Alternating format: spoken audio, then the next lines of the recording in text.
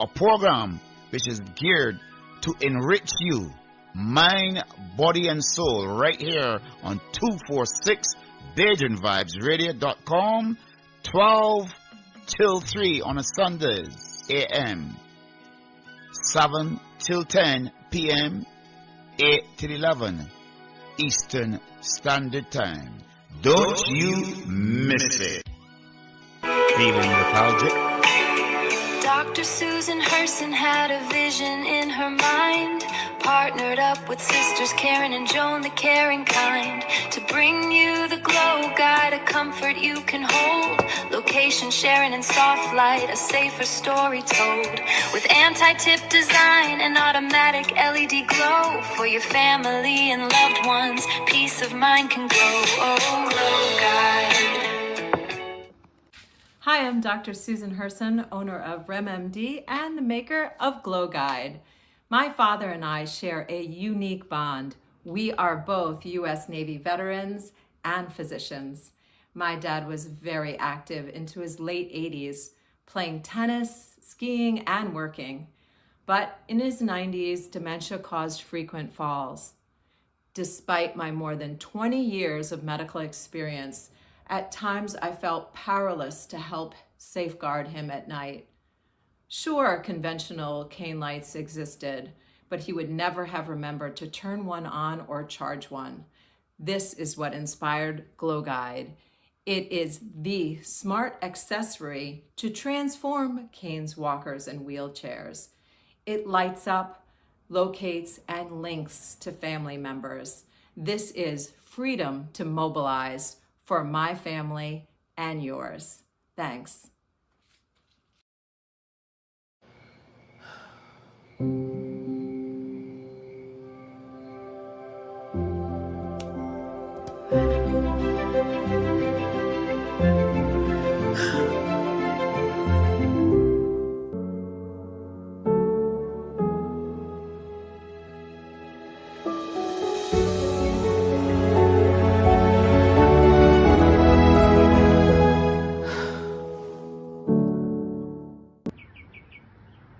Last week, I met Joan Williams and Karen Pascal. We were all at the New York City Department of Veterans Services luncheon. Turns out they were the keynote speakers, but they're also certified health coaches. They were kind enough to take an interest in my business, RemMD. I showed them Glow Guide, and they saw immediately the value. That was touching. They also spoke of their grandma and how she might have benefited from seeing automatically at night. They promoted my business from the moment we met. They're hosting a YouTube live stream on a Sunday evening. I hope you can join us.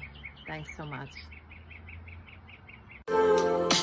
When the path ahead is feeling rough and shadows try to steal your trust, my Glow Guide for safety lights their path and bring confidence, comfort and peace of mind.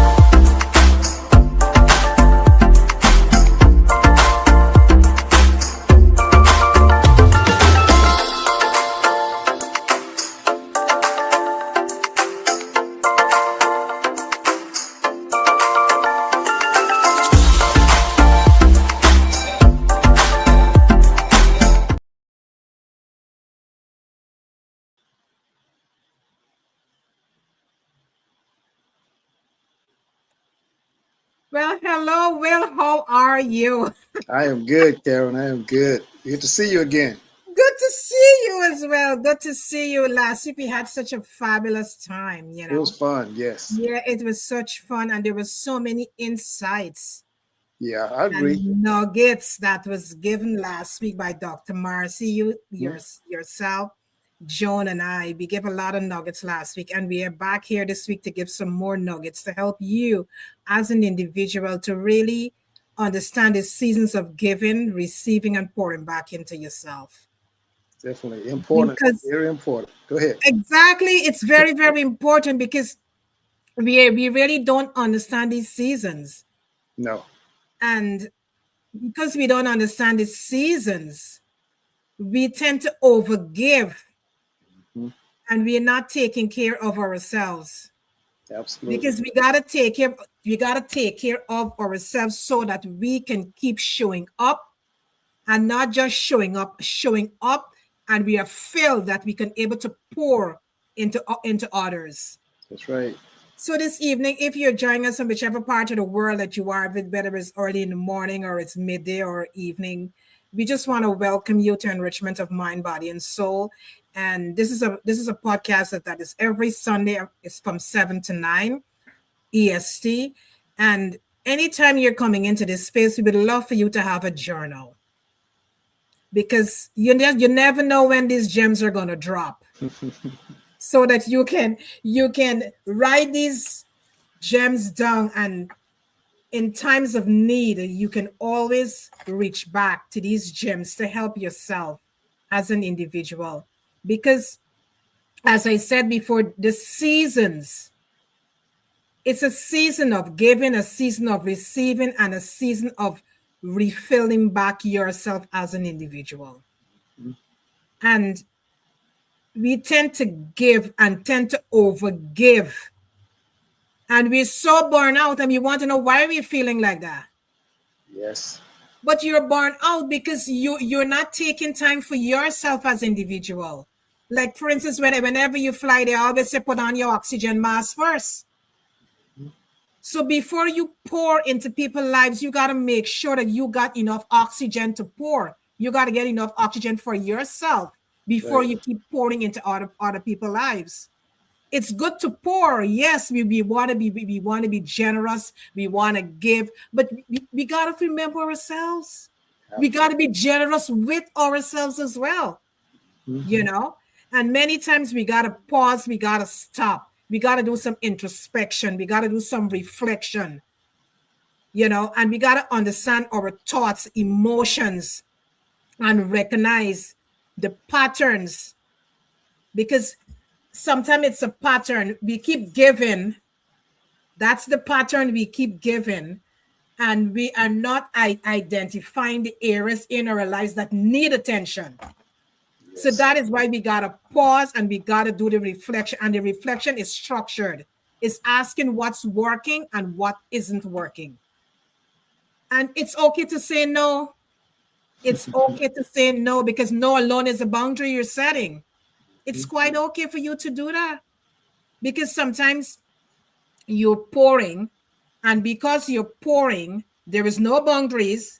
People keep coming back to get, and it's your energy you're being dispensing all the time, because whenever you give generosity, is an energy that you're giving. Sometimes it don't have to be physical things that you're giving your time, That's right. you're giving your energy. All these things are giving, and we never stop to think, you know what, where am I giving my energy? Where am I giving my time? Where am I giving my care?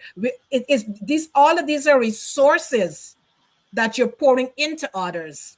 But are you taking the time, the energy, and the care with yourself as an individual? Many times we're not doing that. We're just not doing that. But we are here to let you know today that it's time.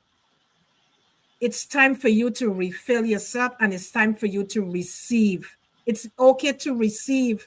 Receiving, it's okay. Once it's the right intention, receiving is the okay. So this evening, just sit back, just relax, And have a notepad and a pen because, as I said before, you just don't know when these gems are going to be dropping. That's true. You don't know when these gems are going to be dropping because you know what? We want you come back into alignment. This evening is you coming back into alignment. Dr. Marcy is going to be here and she's going to really touch on a lot of stuff. She's already in the studio. That's good. And I know John is going to be here a little bit later. And, you know, the four of us going to really bring it home because we want you to be in alignment. We want you to understand when you're burned out. Because many times we're not even understanding it's burnout. We burn out. We don't even understand what is burnout. They don't. So this evening we want to welcome you and just sit back, relax, get in a comfortable position because we're going to be really bringing it home to you this evening to help you to understand seasons of giving, receiving, and pouring back into yourself. So, and now we'll talk. I am Lady K, Holistic Health and Wellness Coach and a co-author of 2 ebooks and so many other things that myself and Lady J is doing. So I'm going to toss the mic now to Dr. Marcia. Dr. Marcia, take the mic and welcome. Thank you for being here. Absolutely. We can't hear you, Dr. Marcia. Good afternoon, everyone. Okay, there you go. I am here. I am in the house. I am happy to be here. Thank you. I am actually energized. I'm right back from Jamaica, my country. I have on my color. Mark you. My business name on it, but it is sunshine. I'm putting out a lot of sunshine this evening. And I love the topic. We started last week while I was in the jam rack, but now today I'm back where I ought to be. And we want to talk about receiving and giving and pouring into yourself in your different seasons. And the seasons are great and they are different. And we were introduced a while ago into not always pouring out to others and giving back of ourselves. I just want to interject a portion here because sometimes we give gifts. We keep giving gifts. But what about our time, our opinion, our support, or encouragement? Always being there for everyone else except yourself. And the irony is that sometimes you have poured out so much and you have emptied yourself in such a way in your family, in your community, in your church, and so on, that know that you're empty and you are at a point where you need to be filled. The persons who you poured into and have always been there for are not there for you because they are not being hard. They are not being unkind. It's just that you have always shown up. You have always been there. That they really never saw you as someone that would need something in return. Yes. And so they can't seem to grasp the reality that you're now at a point where you need to be poured into.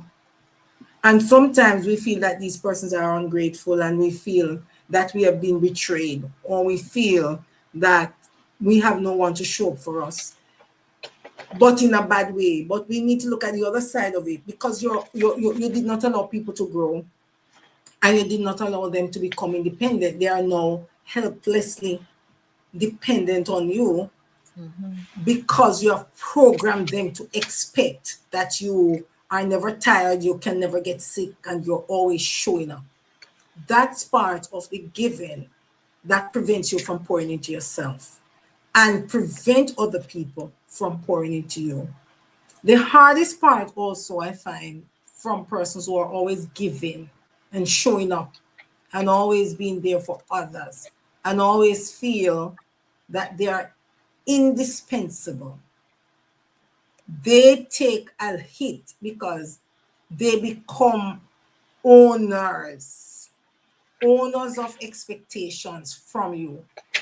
They become owners of not paying it forward. They believe that you must be there for them when you really didn't need them that much. It was just a framework that they developed and convinced themselves in their minds, because if they gave you the opportunity to test yourself to see what you could produce, you would be available. So for those who are always showing up, whether you're a parent or you're an executive or a leader or a friend and so on, always showing up and calling it sacrifice and calling it loyalty. I want to put a spoiler alert in. What you really are is possessive. You are really a micromanager, and you are really a leash that people want to get rid of. So your friends might just make sure don't invite you certain places because they really can't take the fact that you are always there and the fact that you will take control, because that is what persons who take ownership or who are see themselves as owners do. They take ownership. They take control of every situation.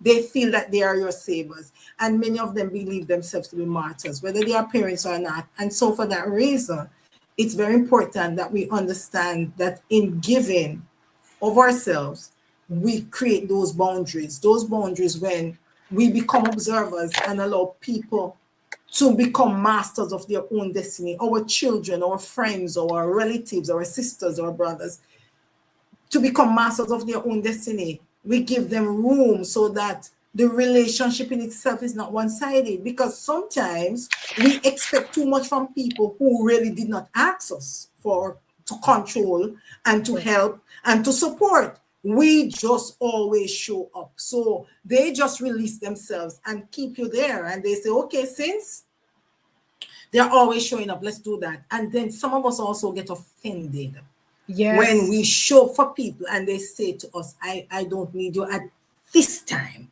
We get very offended and we feel that they are very ungrateful. It's not them that is the problem. It is us. And so the giving must become, as I say, very intentional.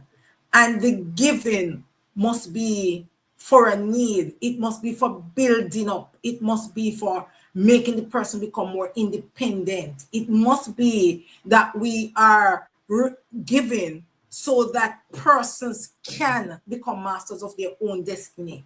It must be that when we give, persons must become more equipped by the giving for freedom and for release and for their confidence. When we give, we must deliver clarity so that people can move forward. Those are the things that we must be giving. Now, the hardest part that many people have is the receiving. People are independent. People are always there. People are always showing up. Feel very guilty when they themselves are receiving, whether they are receiving support, encouragement, kindness. They feel it's very difficult for them because they feel that they are becoming too vulnerable or they are losing control. So many of the persons who are at that level, they suffer in silence. And even when you ask them and even when you touch the core, they tell you that they are okay. They tell you that they are all right. And so we must be open to receive, especially in our hardest seasons. And that's the core of what I want us to touch to some extent today, the seasons that touch even the greatest of us, those of us the confident among us, the always in control among us, because there are many who have themselves together. But at some point, life puts us in our different seasons. And everybody has a winter season, everybody has a spring season, everybody has their autumn, everybody, which is testing them and so on, because God prunes all of us. And the reality is our purpose cannot be established if we are not pruned and prepared for the life that God wants us to empower, God wants us to impact others. And if we do not do it in a community, I said it on another program that I had earlier today, it becomes a burnout, because our purpose can only be established in a community, because our purpose does not belong to us. It is called service to others, and the service leaves a legacy and build others to become simply masters of their own destiny and fall into their calling, whatever their calling is. And so your purpose is clarified and the effect is multiplied in a community. And if you alone have a vision and you don't have a purpose, you are busy being empty. You are just busy being empty. But what you are desired to do is to empty, pour into others, so they in turn pour into others, and those who they pour into others, and they become disciples of your legacy, of your vision, of your purpose, because they always refer to you. That was good. So that's the part. That was good. That was good, Dr. Marcy. Really good. Man. Really good. Will, your turn. You want me to follow that? Come on. You gotta follow that. But yeah, I'm gonna give it a shot though. That was good, Dr. Marcia. Thank you. You know, you mentioned seasons there. A lot of times people get lost in the verbiage of their lives, looking at it as part of a season, right? And so I'm going to use a couple of metaphors here to kind of bring home to what you just said there. Now, in China, there's a bamboo tree called a moso. And this tree will spend 5 years. When you plant it, it spends 5 years growing. But nothing above ground, first of all. Everything that's happening is underground. It's growing roots, and it grows deep into the dirt. It spreads its roots wide and deep. And so for 4 years, you see nothing of this tree, a little bud of it maybe on top of the ground. And so people that's never seen this would think that what are you doing? You're waiting around for something that's not even going to grow. But as Dr. Marcia said, you can't burn yourself out because you got to pour back into yourself too. This tree in year 5 and a single day will grow up to 4 feet. Now, it spent 4 years growing underground, which is like you pouring into yourself. And so you can't be impatient about you growing and then being able to give back to others, because if you do this right, and she just gave you a good blueprint, if you do this correctly, you will avoid the burnout and you will be able to appreciate every single step that you take forward, that you embrace and help somebody else. You can embrace it because you know you've given something that you still have to give. You're not burnt out to where you're thinking after you give it, you're like, why did I do that? I should have sent them somewhere else. You're still able to give more because you spent, like the Moso bamboo tree, 4 years or more building your roots. If the roots are done correctly, everything else is going to happen for you. Now, there's one more analogy I'd like to pour into this too, because we talk about it's like a form of resurrection too, Dr. Marcia covered there. Now, religious-wise and spiritually, we like to think, depending on what religion you're following, a context of resurrection. Some people think it happened, others say, well, nothing to that. Now, there's one species that's on the face of the earth that actually does this. There are seven species of jellyfish that as they start to, I guess, wane or get older, they'll eventually fall to the bottom of the sea and basically die. But they're not completely dead, which is something we cover in spirituality. You are a spirit. This body that you're looking at on screen right now is just a vessel. So after about a month, that jellyfish will shed its old self because it's died, and a new version of it replaces it. It doesn't look like the same fish that it was when it died. It takes on a new form, which is what Dr. Marcia just covered. When you give correctly, you're going to resurrect yourself and you're going to come back as a new person. You won't be the same old person. You're going to change. The people around you may not support that, but your journey, as she just said, is your journey. Everything that you see out of these eyes, that's you seeing that. Everybody else can't see what you see. We covered this last week. So your journey is always going to be individual, but it can be within a group, but it's your own personal journey. So what you see, somebody else won't see. And so that's in the form of that jellyfish dying and then coming back in a different form. The other fish that knew it as its old self, when they see this new form, they don't know who it is. They don't recognize it. It's different. And so when you return, same thing. When you give and you don't expect anything back, when you return to give again, you won't be recognized because you won't be the same person. See, people like to think of it like I give a little bit of myself out, and so I don't have anything else to give. As Lady K said, you're giving away energy. And so people do absorb that from you. Yes, you sharing your energy. Every place you go, you have a force around you, and people pull from that force. Now, what people have gotten caught up in is they're caught up in the visual aspect of things. We are far more than what you see in this body.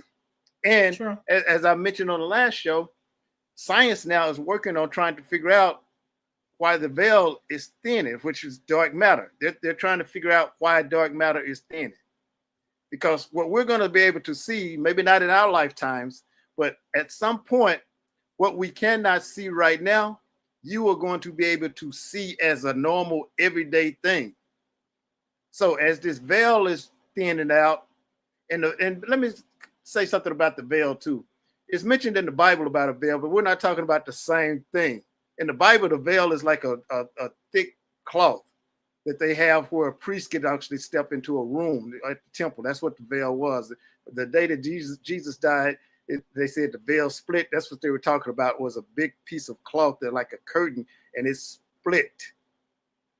Where the room that the priest, he's the only person that's supposed to be able to go into this room, and he can only go in there once a year, okay, for a short period of time. That's the veil that they're speaking of in the Bible. But there's a real veil, which the Bible also covers, but most people don't pick up because they don't read the Bible. They just listen to other people tell them what's in it. That veil is dark matter, and that veil is starting to thin. So as it starts to fade out, you're going to be able to see more things that you don't think is possible, which is also part of receiving back to yourself. Because the one thing that you're going to find out in this lifetime that you're living is as you give, you get more things back to you. But some of us don't want to accept that because we can't accept that there is a spiritual side to this world that we cannot see. But there actually is. Remember, we all covered this last week too. They exist simultaneously. Okay? A dimension is not some time period. It's a split period of time that you live in every moment that you're breathing. You're in it right now, but you don't think so, and you don't know it because you won't open your eyes to accept what you can feel. Okay? So as we go into this conversation tonight and we take you deeper than the surface again, think like the Moso bamboo tree where you get planted and you plant your own seeds there. Dr. Marcia alluded to this. As you plant your seed, allow the roots to take hold. If you do that, then every storm that comes up on you, you're not going to feel like you're going to get washed out or washed away because you are deep into the ground and you're going to be steady enough to hold on. So as that water rushes over, it's not going to take you any place. As your troubles come through your life, you're going to still have the ability to believe that you're going to be okay.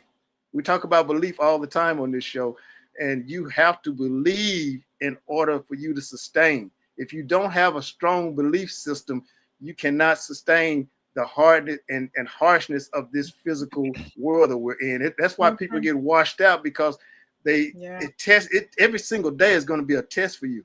And some people have learned how to absorb that and keep moving. Others can't do that. They feel like there's nothing left for them. They give up and they're ready to check out of this world thinking that, okay, if I leave, there's something better.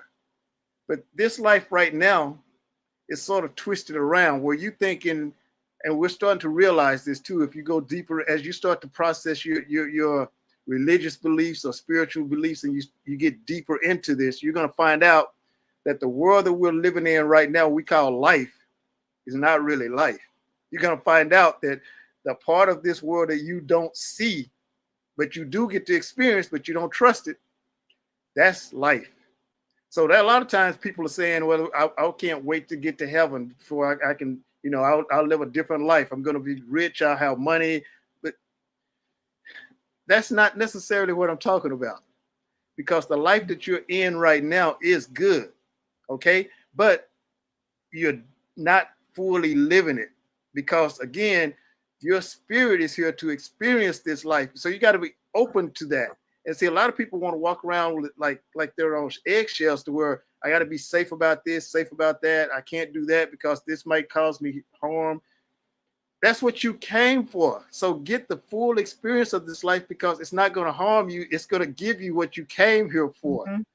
If you do that, you'll be able to give until the day you can't anymore, in this form anyway.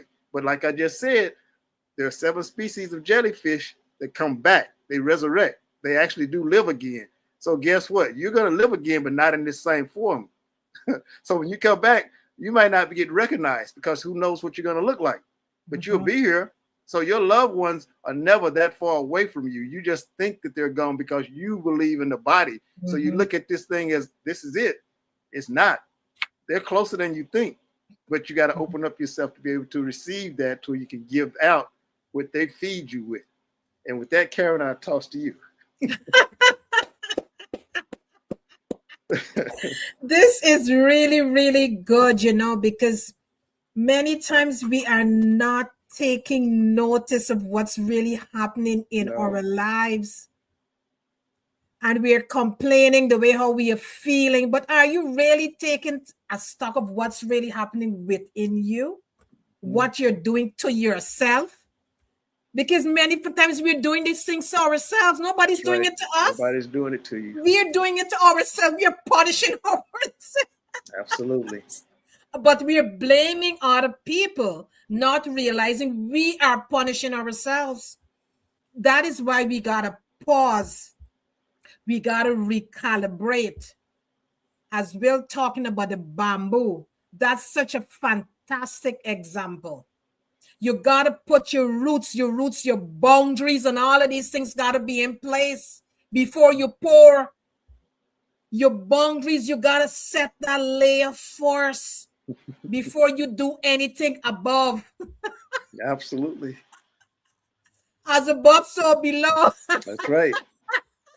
That's truer than what just the saying of it. People don't know that. See, they think it's just a saying. It's, just a slogan. Above, so below, because anything you see happening on the surface, check the foundation.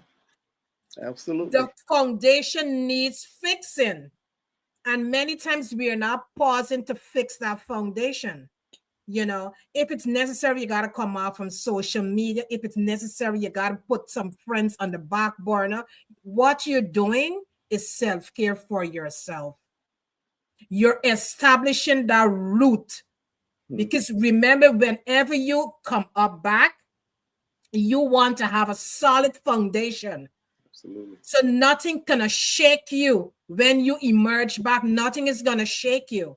So that is why we gotta pull back, especially when we keep pouring and pouring and pouring into other people. You gotta pull back. And when you pull back, it's time for you. It's not for nobody else. It's time for you. Because when you pull back, now you're looking at yourself and you're asking yourselves the question, how is this making me feel? What are some of the things that I really need to do for myself at this point in time? Am I giving too much? Am I saying no? When I'm saying yes, do I need to say no? Do I need to get rid of some of my friends that I'm dealing with in my life? Are they pouring into me as much as I'm pouring into them? What value am I getting when I go into certain spaces? When I show up into certain spaces, what value am I getting in that space? So all of these things needs to be adjusted. When you're looking at yourself, you got to look at yourself with some real hard questions. Not just looking at yourself, but you got to answer these hard questions, because it's only when you ask yourself these hard questions, you can really answer it honestly, because you have to answer these questions honestly, because it's only you know how you are feeling. Nobody else know how you're feeling. It's only you know the way how you're feeling. So you got to ask yourself these hard questions. And Dr. Marcy, you really touching some really, really great points. Say, you talk about giving, and when you give, be open to receive. It is our hardest. The problem we get is receiving. That's the problem, is receiving. When Will was talking about the bamboo tree, my mind went straight to a bank account. If you keep taking out money all the time, and you're not putting back, right? If you're not putting back money into that account and you keep drawing money out all the time, you're going to go into overdraft, right? And when you go into overdraft, what happens there? So you got to keep putting back. Once you give in, you got to put back. You got to keep pouring back into yourself. And it's okay for you to pour back into yourself. It's not, as Dr. Marcia said last week, it's not selfish. It is not selfish to do that for yourself. But many times the guilt trip. We always there on the guilt trip.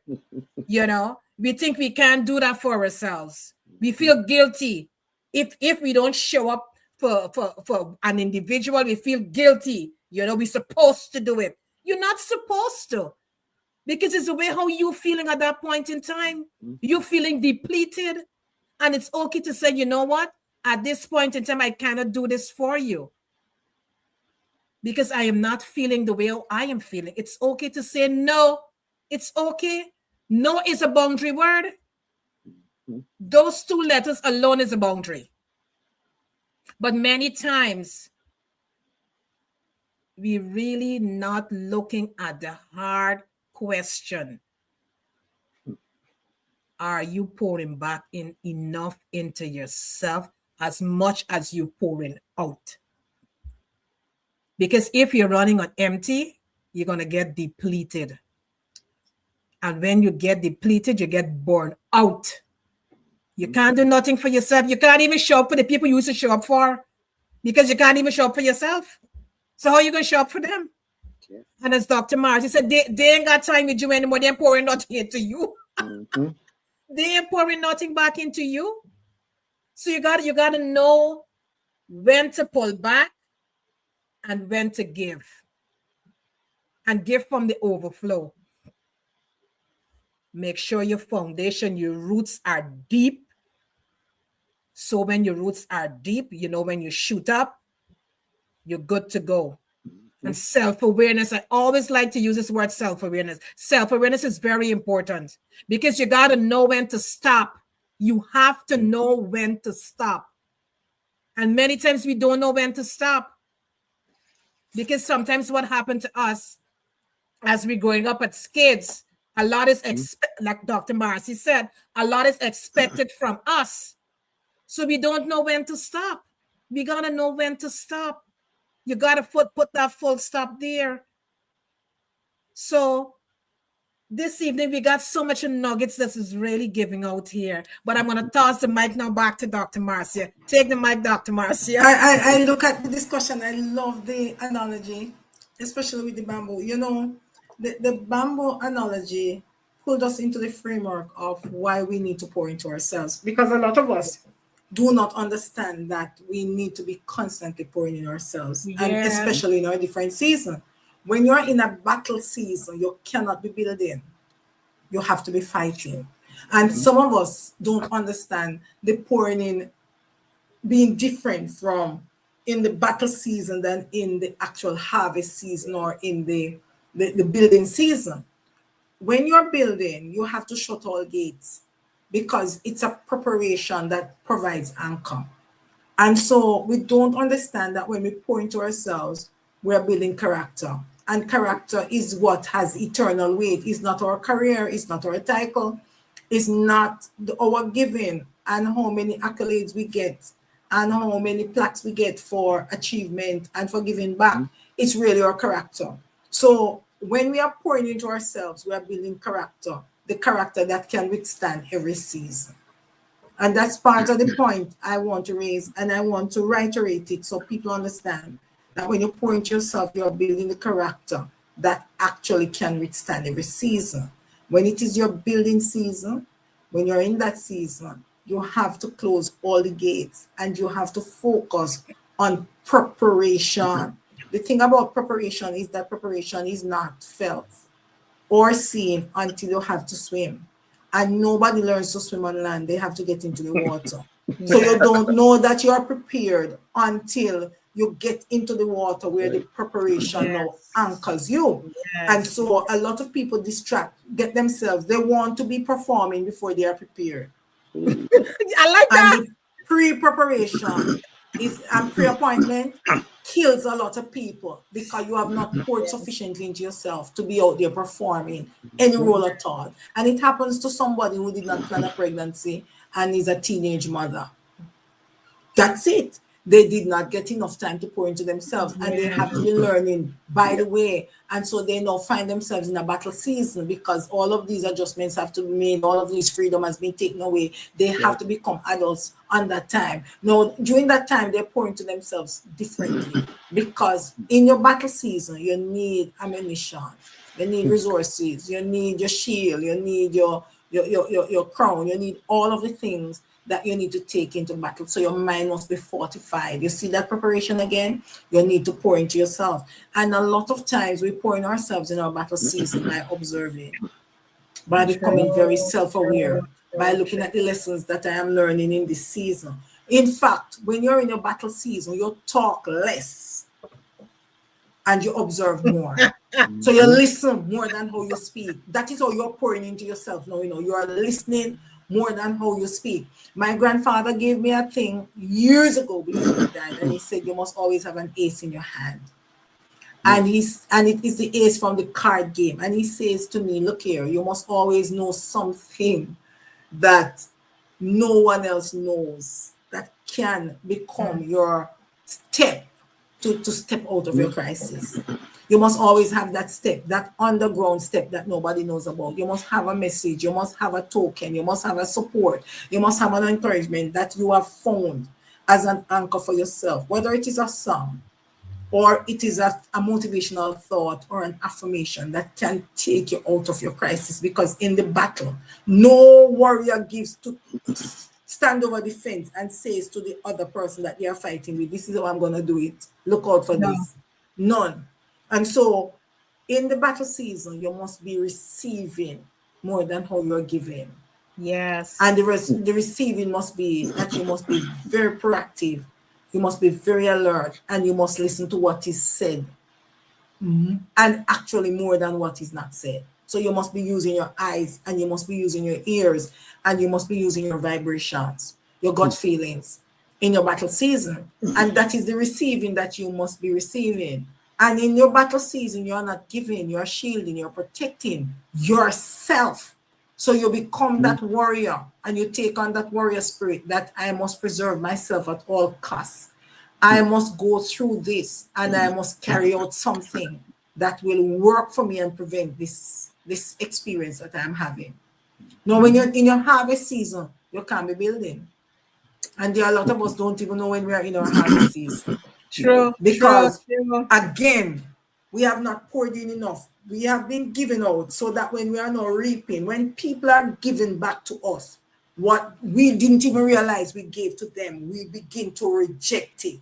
We begin to explain it away. We begin to become very coy to say, I did not do it for that reward.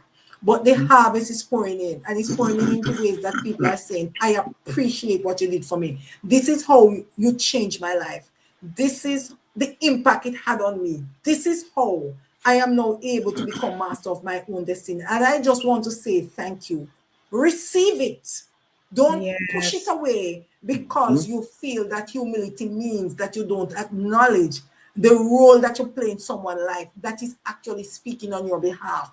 It does not mean that you do not recognize the legacy that you're building. You must appreciate the legacy that you're building. You're really not to be focusing on the accolade, but you must be focusing on the legacy. And you must live there, receiving and owning that part of your journey and building on the legacy. So now that you see the impact and know that you see how people are responding to this, you are now going to be looking at how it defines your purpose and how it narrows your role and how it fulfills the joy that is now arisen in you to know that you did make an impact and that you did change someone's life and that what you did because it was a natural reflection of your preparation and what you understood through the clarity and self-awareness that you wanted to give back.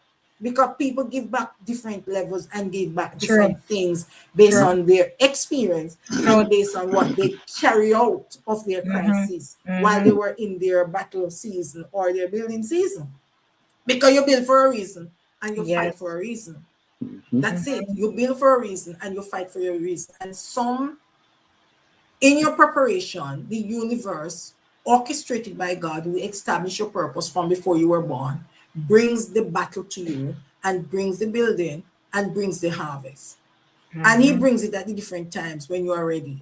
You know, sometimes I look at people and I look how they don't want to prepare in these last days. They don't want, these young people, they want it to be like coffee, hot coffee or tar. It must be immediate. It must be, and they feel that you have run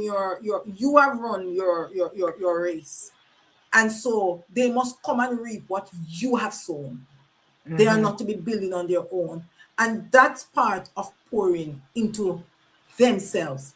They have believed that they must start from the top down. They don't believe that they must do from the bottom up. And so the pouring into yourself must be very carefully guarded by those of us who are custodians of receiving and giving and who have gone the mile and understand the journey, because these people nowadays don't understand the journey of receiving and giving and pouring into yourself, because you don't pour into yourself to build yourself. You pour into yourself to prepare yourself to carry out the purpose, which is only to make other people become masters of their own destiny. That is the plan that God has given us. Our gifts and talents must be used to serve others. When you pour into yourself and build up these talents, there is nobody who can keep a talent of singing and sing to themselves in their bathroom. It makes no sense. True. You go to concerts, you become a professional singer, you make money from that gift. Nobody bakes and tastes their own product and intends to open a restaurant and says, you know, I can make it taste so good. They make people test the products and they take the feedback to know what is it that they need to build up. So in the receiving and in the giving, you have to know what you want to receive and you have to know what you want to give. And when you make that differentiation, because you know who you are and why you were sent and what you were sent to do and who you were sent to do it for, it narrows the focus in such a way that you become very much more intentional, and the pouring into yourself becomes beneficial to you and to those who you are sent to serve. The receiving becomes very programmed and intentional because you take from those who have been put on your path as destiny helpers. You don't take from everybody. And you reject those things that do not add value, that detracts from your purpose, that distress your purpose, and that derail your purpose. And put your purpose on hold, because that the moment you begin to receive the wrong things, you put your purpose on hold. So the moment you begin to give to the wrong people, those who you are not sent to, who tell you clearly that they don't want the help from you, and who you insist because you feel that you were born to help certain people, who are telling you you were not born to help me, go back and refresh it, look at it carefully, you get real upset. Instead of focusing out, you start to focus in. And you take everything personal because you have not poured into yourself. You have not built the character that can make you withstand everything. And so that character also makes you become discerning.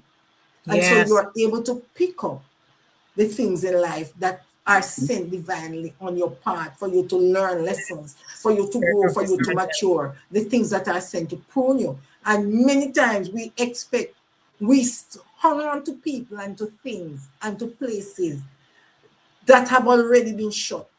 But because we lack the discernment, because we did not pour into ourselves, we are not able to even see the value, value, and the value of these things, because we keep pounding down doors that God has slammed shut, because we did not pour into ourselves. Because when you pour into yourself and build a character, you get discernment. Pouring into yourself gives you clarity and multiplies the clarity, multiplies the confidence, and multiplies the purpose, the understanding of your purpose. If it doesn't do those things, you're not pouring into yourself. Because pouring into yourself makes you greater. It doesn't make you less. It makes you greater. And you must pause. The pauses that we keep ignoring are the pauses that help us. We must pause when we are overwhelmed. We must take the time out, the break. When we are anxious, we must pause. When we are grieving, because life throws those curveballs at us, we must pause.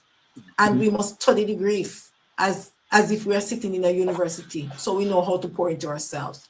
Because when somebody is grieving because they have lost a loved one, pouring into yourself is extremely vital at this time. But what is it you put into yourself? The memories. You actually put the memories in there. You actually look at the person's life. You look at how the person lived and what the person would want to carry forward.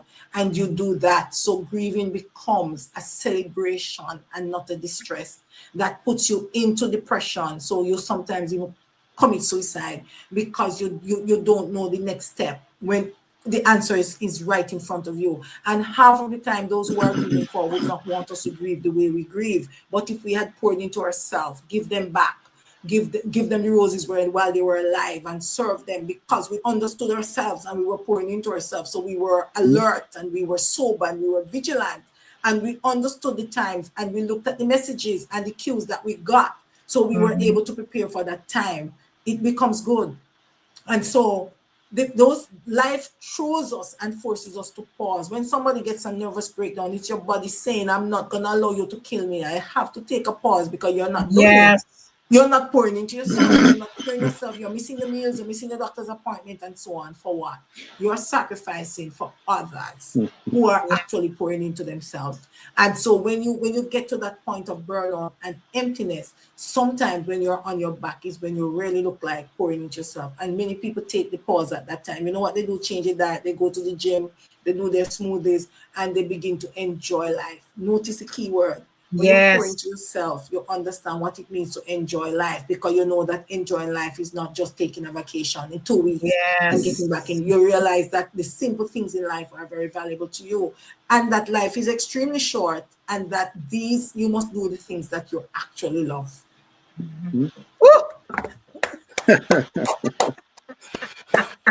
Oh, man, that's good. Really good. That's really good. We're having a really wide open conversation to where this is just like us just sitting in a living room, just having a conversation between the three of us with everybody else just kind of watching it, right? So a lot of people are going to be able to obtain a lot of things from this type of a show.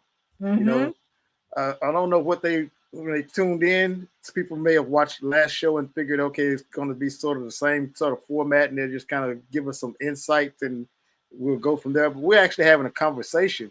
And so a lot of times on these type of shows, you don't see that. And so Dr. Marcia has covered a whole lot in a short period of time. Yeah. And so if you just grab her hand and just walk with her, she's going to lead you out to the yellow brick road. So, but that's what a good conversation is supposed to do. Yeah, see? yes. But see, we don't have the she mentioned this a couple of times too. We don't have the awareness right now to where we have good conversation anymore. People don't know how to actually have a conversation. They talk toward each other or to somebody, but not actually with them though. And so there's an art in that, like last week we mentioned that there's an art to giving. Yes. And receiving, right? We talked about that mindset, mindfulness with the mindset is what I throw in there for the skill set to receive, right? But you also have to have awareness. And so Dr. Marcia is now giving you that firm little shake to let you know that you're not completely awake just yet, but you're close. But wake up, wake up. She's telling you exactly what you need to hear. Yes, and this is usually when we do these shows, I usually when it's my turn to finally speak, I usually start with I am. I hadn't said that tonight because I didn't need to, because Dr. Marcia is speaking directly to your subconscious. She's already opened the door to your subconscious. So subconsciously, you are storing this away. So that's why I said awareness brings in the consciousness of it, right? Yes. But she's also talking to your subconscious so you can store this information and pull it out as you need it.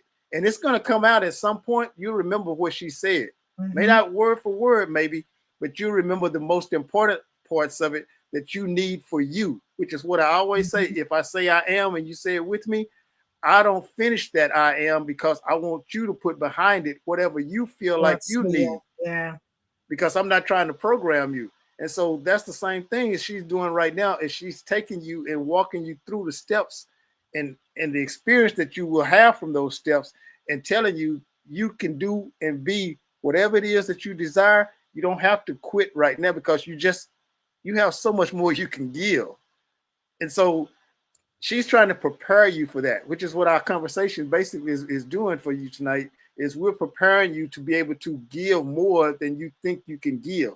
When you think you hit the rock bottom and you say, well, I don't have anything else to give, that's it for me, you will actually know when it's that time. But you will try to tell yourself it's that time before it's that time. And so that's why she's putting on you sort of like an expectation, which is a transformation, actually. And so she's getting you to move toward your transformation. And so as you move toward it, the light, so to speak, you're going to run into some darkness. Sure. Now, here's the thing about the light and the dark, and people get lost in this form of light and dark. It is always going to be dark first, because darkness accepts light into it. It's not the other way around. And if you read your Bible real close, you will see that there's scripture in there that says the day is the night is the day. So those two things interconnect, which is what this whole conversation tonight is about, is interconnecting processes and how you think about things. We're trying to tell you that you can receive, and when you receive, accept it. She said that, be able to receive with kindness and say, I thank you for seeing I had a situation, and I thank you for giving to me. You can say that without bringing some childhood trauma up with you. We talked about the childhood trauma last week, where you're still dragging around something from your childhood that's not allowing you to receive with peace. You think you should be feeling guilty about it for some reason, but that comes from some point in your childhood. Somebody, somewhere, whether it was a teacher, parent, uncle, cousin, whoever it was, somebody told you no in a way that affirmed that you should never be able to receive something without really just groveling on the ground and saying, oh, thank you, rolling over it. No, it's not all of that. If you receive into your heart, and that's the deepest form of love you're going to have. Dr. Marcia covered this. If you receive with your heart, that's the greatest love you're going to ever experience. And what that love is going to be able to do for you is allow you to unconditionally love you first. If you accept you for all your flaws and misgivings and mistakes, if you can accept you for that, then you're not going to have any issues receiving or giving to anything, because you fully accept you. And that's where people run into trouble at, is because they're still not, people will say, I love me, but they don't really mean that, because they still will find flaw in some part of their life that they I can get better. Yes, you can always get better, but you got to love where you are too, though, in order for you to move to that next stage. You can't get there if you don't already love you for that.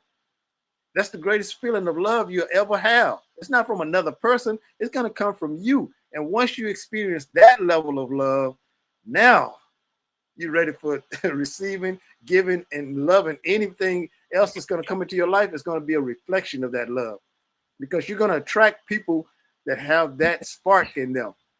That's who you're going to see showing up. It's going to be love. So a lot of times, before I pass this Karen, a lot of times people will talk about things that they fear. But if you accept yourself fully, you don't fear anything. You can accept whatever happens. You can accept it.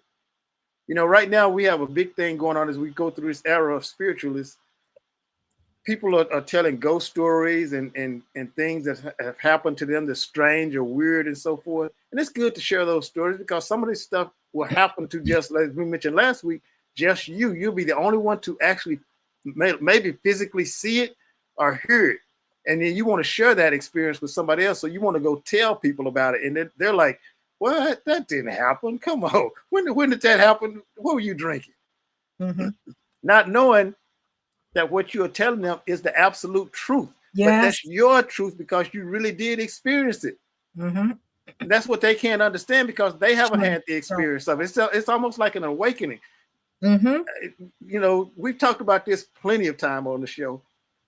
When you have an awakening, it's going to be an individual event. The next person that tells you about an awakening, it won't sound anything like yours. It may have some pieces of it, but when they explain it, they can't give you what it fully felt like, because that's what a real awakening is, an experience that you can't fully you can't explain it. Because you can't even believe it yourself. At the point you're still like, did that really happen? But it actually happened. You experienced it. You know, I just had a conversation with a person, and I think I may have mentioned this last week too, where this person was going through an awakening, but they didn't know what it was. But so they went off to this park just to take some time to themselves, right? So they're sitting there, and from nowhere, an elderly person showed up with a little dog. And so they're walking through the park, and they walk in the area where this person is sitting, right? And she stops, and she turns to him, and she says, do you need to talk to somebody? And, you know, he don't know what to make of that. So he looks at her, and he tells her, no, I'm okay.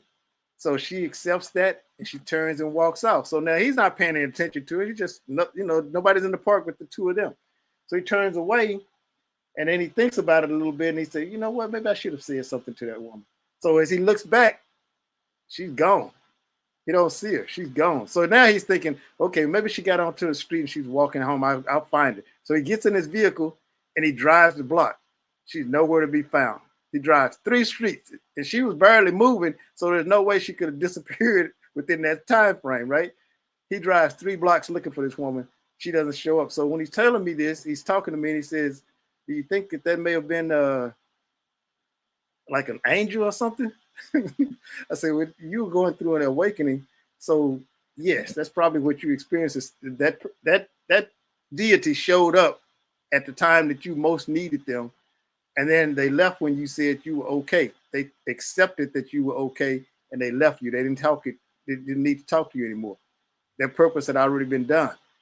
That you noticed them and was alert enough to accept that I'm experiencing something, and so you left it at that. But yes, that's who that was. So somebody was sent to give you a message that you're okay. You're better than what you think you are. And he said after that, he was all right, you know, but it stuck with him, because when he tried to tell some other people about it, they were like, no, how did that happen? How could that possibly have been? But it happened. But that's the same thing though. When you become aware, you will see things and hear things and experience things that you've always said in your life wasn't possible, unless you've experienced it from childhood at some point. Otherwise, if you've never had the experience, you think that's never happening to me. But everybody's not going to awake at the same time. So some people will still have never experienced an awakening, and it's an ongoing thing. So it's not a one-time event. The first time you experience it, it will seem like this is the only time this is going to happen to me. But then you're going to have other times that you're going to still experience many awakenings, so to speak, but it won't be at the same level that first one was. But you're going to know that that's what's happening to you. So that's what Dr. Mel Sear was saying, that you won't feel depressed because you know that there's something beyond that depression. So when you feel sad, you're drawing an energy to you. So, but if you embrace that sadness, it will leave, because this is temporary. And that's what you will start to see and understand. It'll tell you that this is just a temporary moment to shift you. As you accept it and start to make the shift, energy comes back. Now you're going to see life in a totally different way, because you've left that old stage, you shedded that old skin, and you stepped into another, like sometimes say dimension or era. You've shifted. You're not going to be the same person. You can't go back to that person either. See, this is going to scare you to where you think, okay, I need to go back to what I was just about an hour ago. You can't go back. There is no back to it. Once you hit that shift and become aware, everything changes. Your whole life will change with you. And that's what are going to allow you to pour more into yourself. You're going to want to gain more information, knowledge, experiences. You're gonna try to live a full life going forward. You're not gonna be apprehensive about anything that you do. You're just gonna jump in with 2 feet and let's just see what happens.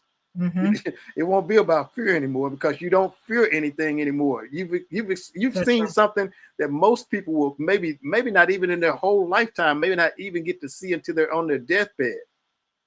You get to see it and will still get to live in it and experience it, and you can live your life better. Now, what I did share with this person, I told them that experience is not going to make you any more moral than the next person. It's not going to shift to how you treat people. You have to make the choices to do that. So your morality is going to come from how you decide you want to treat you. The more you treat you better, you're going to treat everybody else accordingly to that.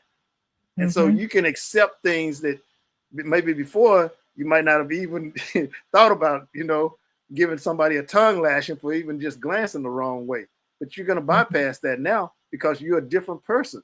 You see life for what it actually is because you've experienced you've experienced the resurrection, so to speak. But we don't term it that way and we don't talk about it that way. So you think that it's something totally, real spectacular that everybody's going to notice and see. It's just going to be you. It's just going to come back to you. And if you are prepared and have been preparing yourself for this, and you won't even know you've been doing that, but when it happens to you, when you finally come back, because myself, Karen, and Lady J talked about on one show, the dark night of the soul is going to show up. It's going to knock on your door. And when it shows up, it's going to make you think that everything is supposed to be over for you. So true. It's going to bring all the darkness that you've ever experienced in your life and put it in your forefront where you can see it. And that's what's going to bother you the most, because at that point in time, as Dr. Marcia said, a season of battle, you have to battle. You have to go to war.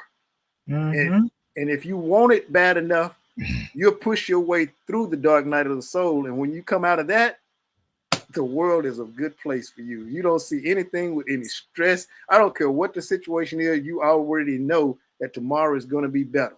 Yes.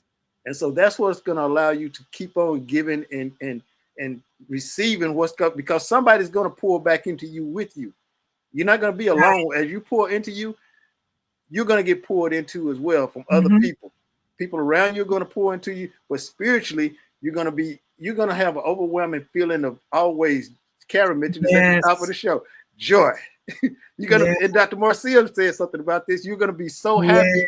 People are going to be looking at you like, how in the hell can you be happy about any damn thing? But you will be, because that's how you experience life now. You see life for what it actually is. You know what it is. So you're not going to stay hanging around. I need to be sad. And so when somebody dies, you can appreciate them. Dr. Marcia covered that. So you will appreciate that they were here, because you know that they're not fully gone. They live through you. Every time you mention their name, they still here, because you're talking spiritual. You're speaking them. You're speaking life back into them, to the next person who may not have ever experienced them or seen them, or don't even know that they even existed on the face of this earth. But you speaking their life into somebody else. They'll be here forever as long as you speak their name. And every time you tell a story, if you bring their name up, they live through you. So nobody's ever really gone. That's what I just said. That's what she's taking you, is that your receiving is going to allow you to be able to give more than what you think you ever had. The load will not be heavy.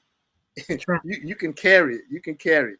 And you will not have any valleys where you need to walk through with fear attached to you, where, well, I don't know what's behind that tree over there. What's behind that bush? I could get in. You don't have that. You walk with untethered strings, and that you are fearless of whatever is going to happen is just going to happen. So you can stand before people. And sure, look, let me say this before I pass to Karen. You'll be able to stand and give a speech. And you may have a little shakiness in the beginning of it. Maybe your voice might shudder just a little bit. But guess what's going to happen within 2 minutes after that? You'll spend 30 seconds with that little bit of nervousness. And then about the minute mark, you hit your stride. Your courage will tell you you're supposed to be here, and you're supposed to be speaking at this moment. This is where you're supposed to be and do. And guess what? Your courage then will come, and you will rise to the occasion and deliver that message without any fear, because there's nothing to fear. Sure. There's nothing to it. So with that, let me again pass it to Karen.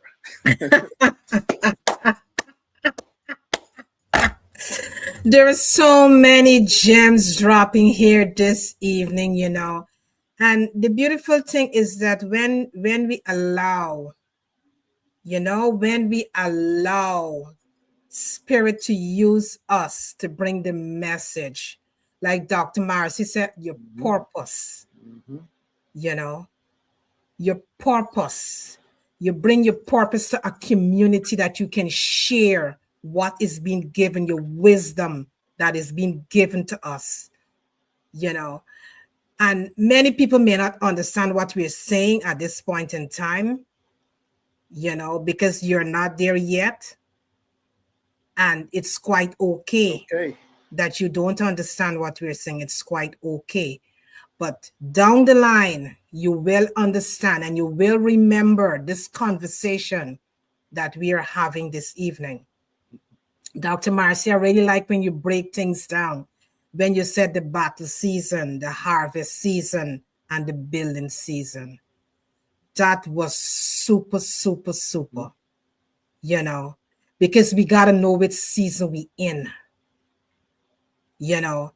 And when you hear the word battle, there's so many things comes to mind. Because if you're in a battle, you got to be prepared for the battle. What are you preparing yourself with at this point in time for the battle that you're going through at this point in time? What are you equipping yourself with for the battle that you're going through at this point in time? What are some of the tools that you're using for the battle? Are they the right tools that you're using for this battle? Are you prepared and equipped for this battle? Or are you using fear? Are you using fear when you're going through this battle? And you know, talking about battles, sometimes we need to surrender a little bit as well when we're going through battles. We need to surrender, you know, because I know for in my case, when I was going through my battle, I had to surrender, you know. And sometimes when you surrender, a lot of clarity comes. You get a lot of clarity because you're being led to clarity and you're able to see things with a different eye. So I'm really glad when Dr. Marcy talked about the battle, your resources, you speak less, which is very important. You speak less because sometimes we are so talkative. We're not even listening. We're so talkative. We're not paying attention what the higher self is trying to tell us. We're so talkative. We're not paying attention, you know, and we got to listen. Our problem as humans is listening. We don't listen enough, but then we speak. We don't pause and take the time to listen. We're not listening to our higher self. Our intuition speaks to us so many times. We get the nudge. You know, sometimes we say, you get this nudge. It's speaking to us, but we're talking so much, we're not even listening. We're not paying attention. So we need to step back, pause, pay attention, and listen and speak less. That is what Dr. Marcy is saying, you know. She talked about the building season, close your gate. I like that one. Close your gate.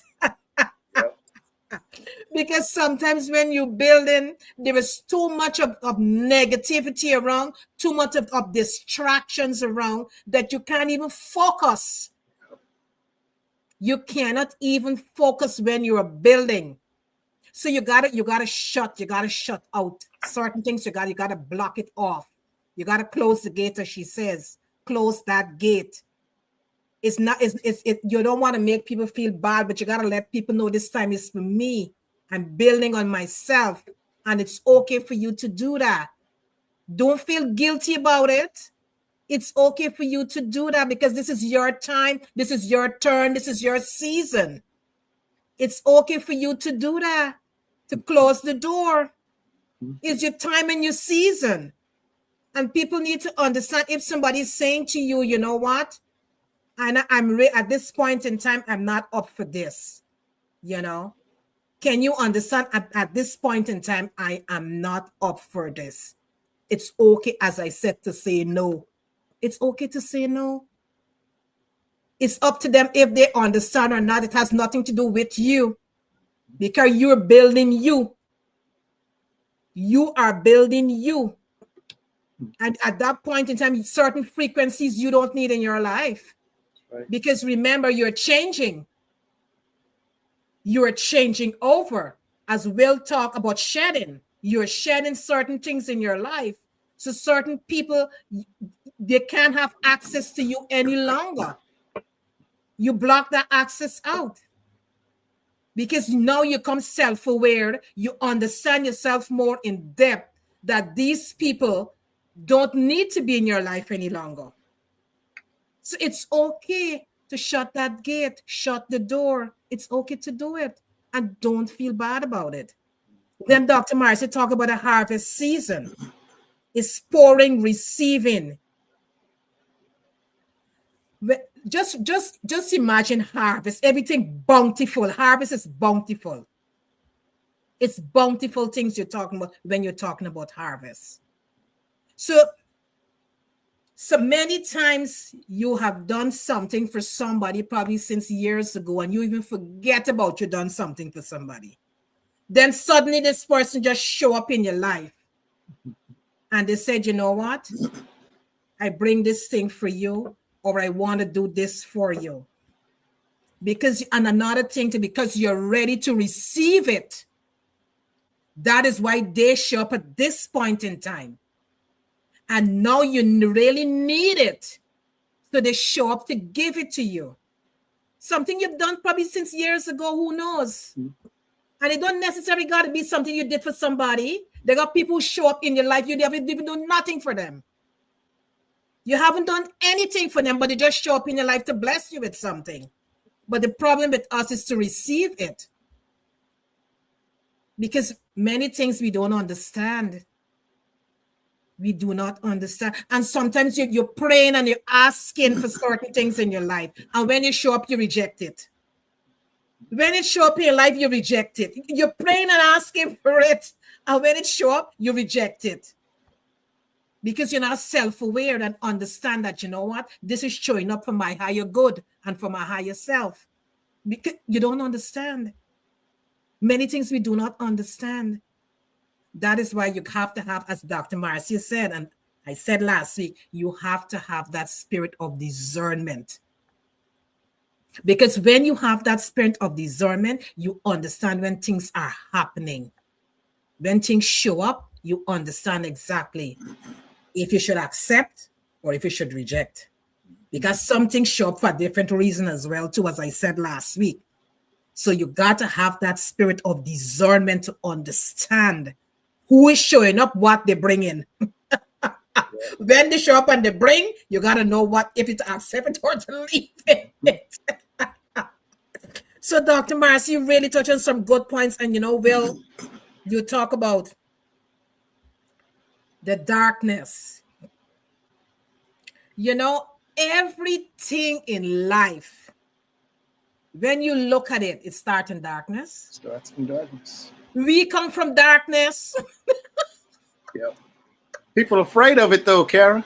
I know, but we came from darkness. That's right. That's where we came from. We went in a womb, and then we came out to light. Yeah. We'll even talk about the tree just now, the bamboo tree. It buried the roots in darkness. You can't see that. You don't see it. When the roots going into the ground, we're not seeing that because that's not on the surface. We can't see it. So things create in the dark. A lot of things that you see, you got your cell phone, you got your lights, your laptop, your everything. It created in the mind first. And then it came out in reality. So it created in the darkness. So don't be afraid of the dark. The dark is where creation happens. There is where creation happens for you. And it's okay when you're going through these periods, and like Lady J is here.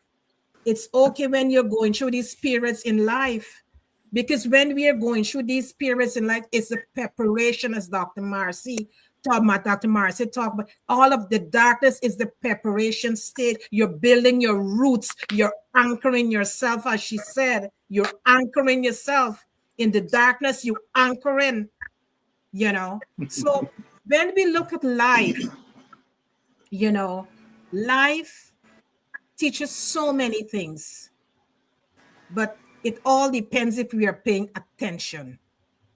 Because many times we are not paying attention. We blame people because we don't understand what's going on in our lives. We tend to cast blame on people. Instead, we go inward and look at ourselves. We tend to blame a lot of people. But I'm going to pause for now and I'm going to toss the mic to Lady J. Lady J, how are you doing, girl? Excellent, excellent, excellent.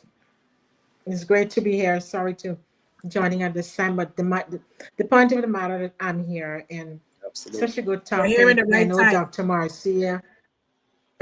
True, divine timing. Right. And I know Dr. Marcia and will always bring it home. And what a beautiful time of year that we talking about this topic, right? How we can pour back into ourselves because we are all givers. We give all the time, and we don't stop to pour back into us so that we can stay filled, we can stay fortified, we can give of our fullness, and also, as Dr. Marcia said, I'm just going to piggyback from what she spoke about last week about know when to give, know when to receive, and how to utilize the season that you're in, right? And because sometimes, as she, I know, and as I recall that she mentioned that there is good give and there is God give, right? Mm-hmm. And we have to, as you, Lady K, spoke about the level of discernment because you have to able to have the level of discernment to know when is a God give and when is a good give, and not all give, right, is for us to receive because so No. I mean that is so learning to me because we always think about giving and receiving in a different way, but Dr. Marcy and Will last week really enlightened us really what the gifts are and how we should receive it. And then and not only receive it, but how to like I think she mentioned, sorry, I'm going back, but when she mentioned a man at the gas station might decide that you are a good fit and I'm going to retire, but I want you to handle, advance my legacy forward. And the person may say, I'm not a family, but the gas owner, he may have seen the level of qualities and trust that advance it forward that's going to make not only him but the family proud. So all those things are so good pointers that was we spoke about last week, but I'm going to toss the mic to you guys over because you are here and I'm Karen, you Lady K, you talk about building roots and anchoring because that's so important too. You got to be able to be firmly anchored. But first of all, you got to be self-love. You got to be love yourself enough to know, even no matter how much giving back and forth, but you got to love yourself. You got to be rooted in self-love because that is how you're going to be able to receive the givings, right? Mm-hmm. You got that right. Hello? Yeah, we hearing you. You got that right, Lady J. Yeah, we can hear you.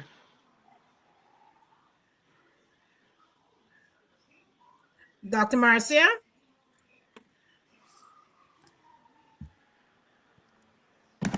Yes, I'm right here.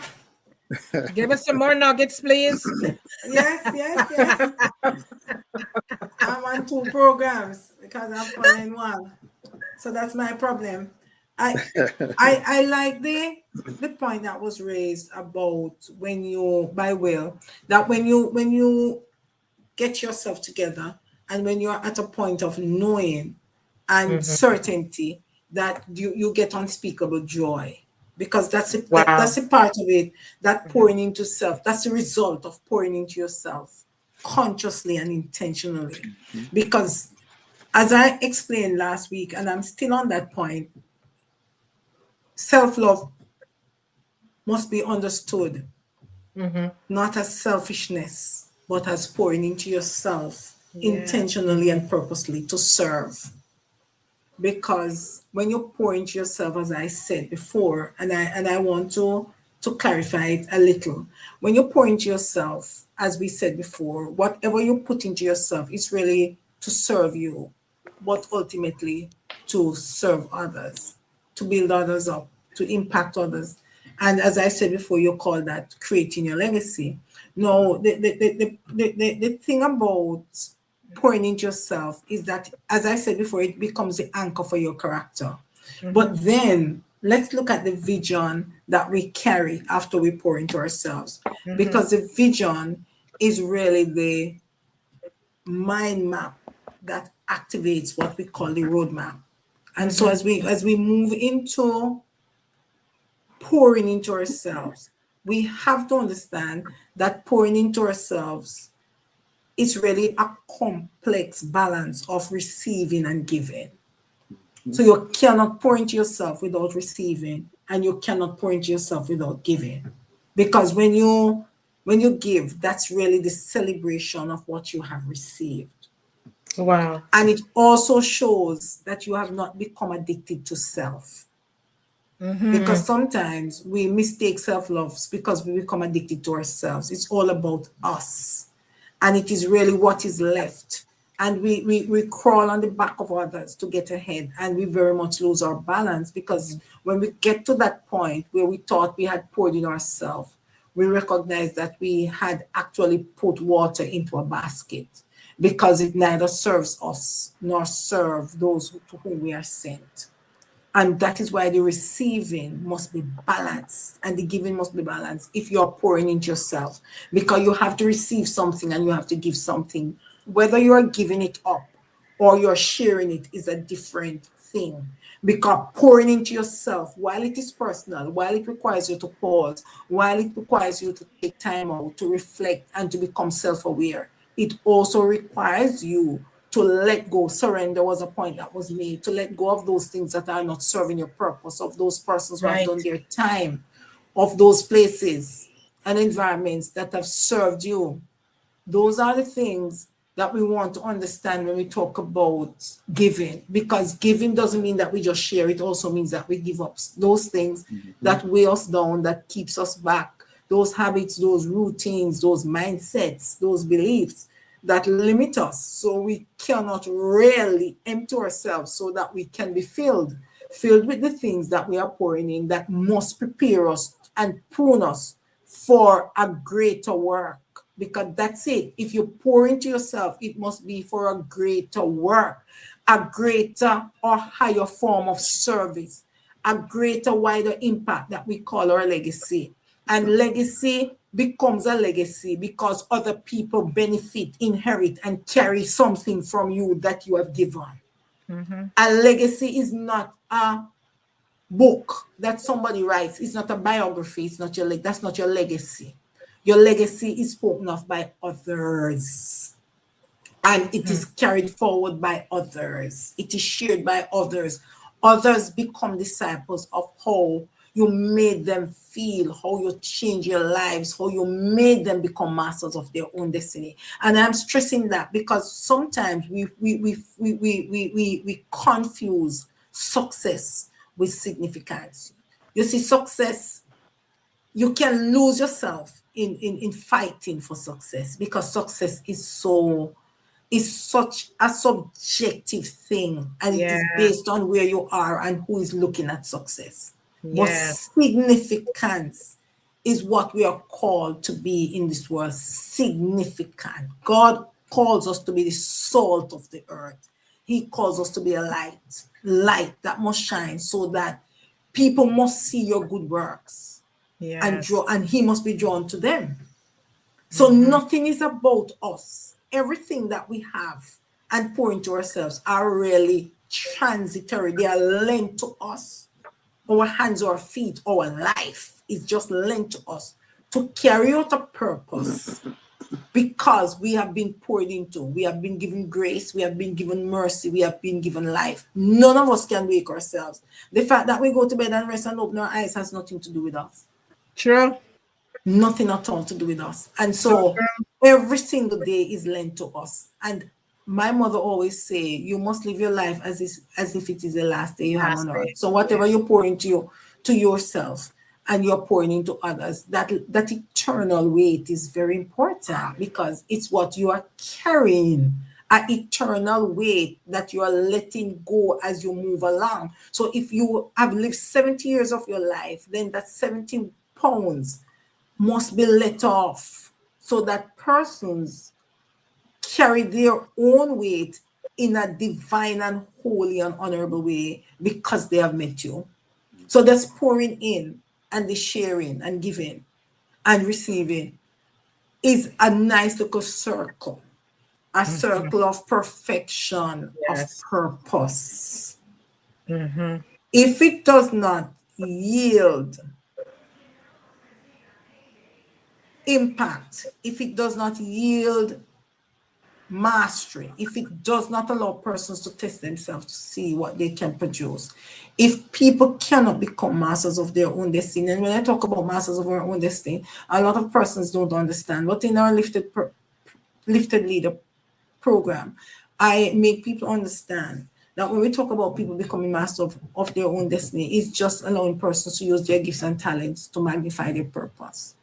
And so if you're a leader in your home, you must understand the gifts and talents that your children have, and you must steer them in that direction, because those gifts and talents are not arbitrary, and they were not just given by simple bounce or currents. They were orchestrated by God, established before they were born, so that they can dig into and press into their purpose and become who they want. And so we cannot force persons. Your child can be anything, but the skills and the talents are pulling the child towards service, but we want them to become doctors.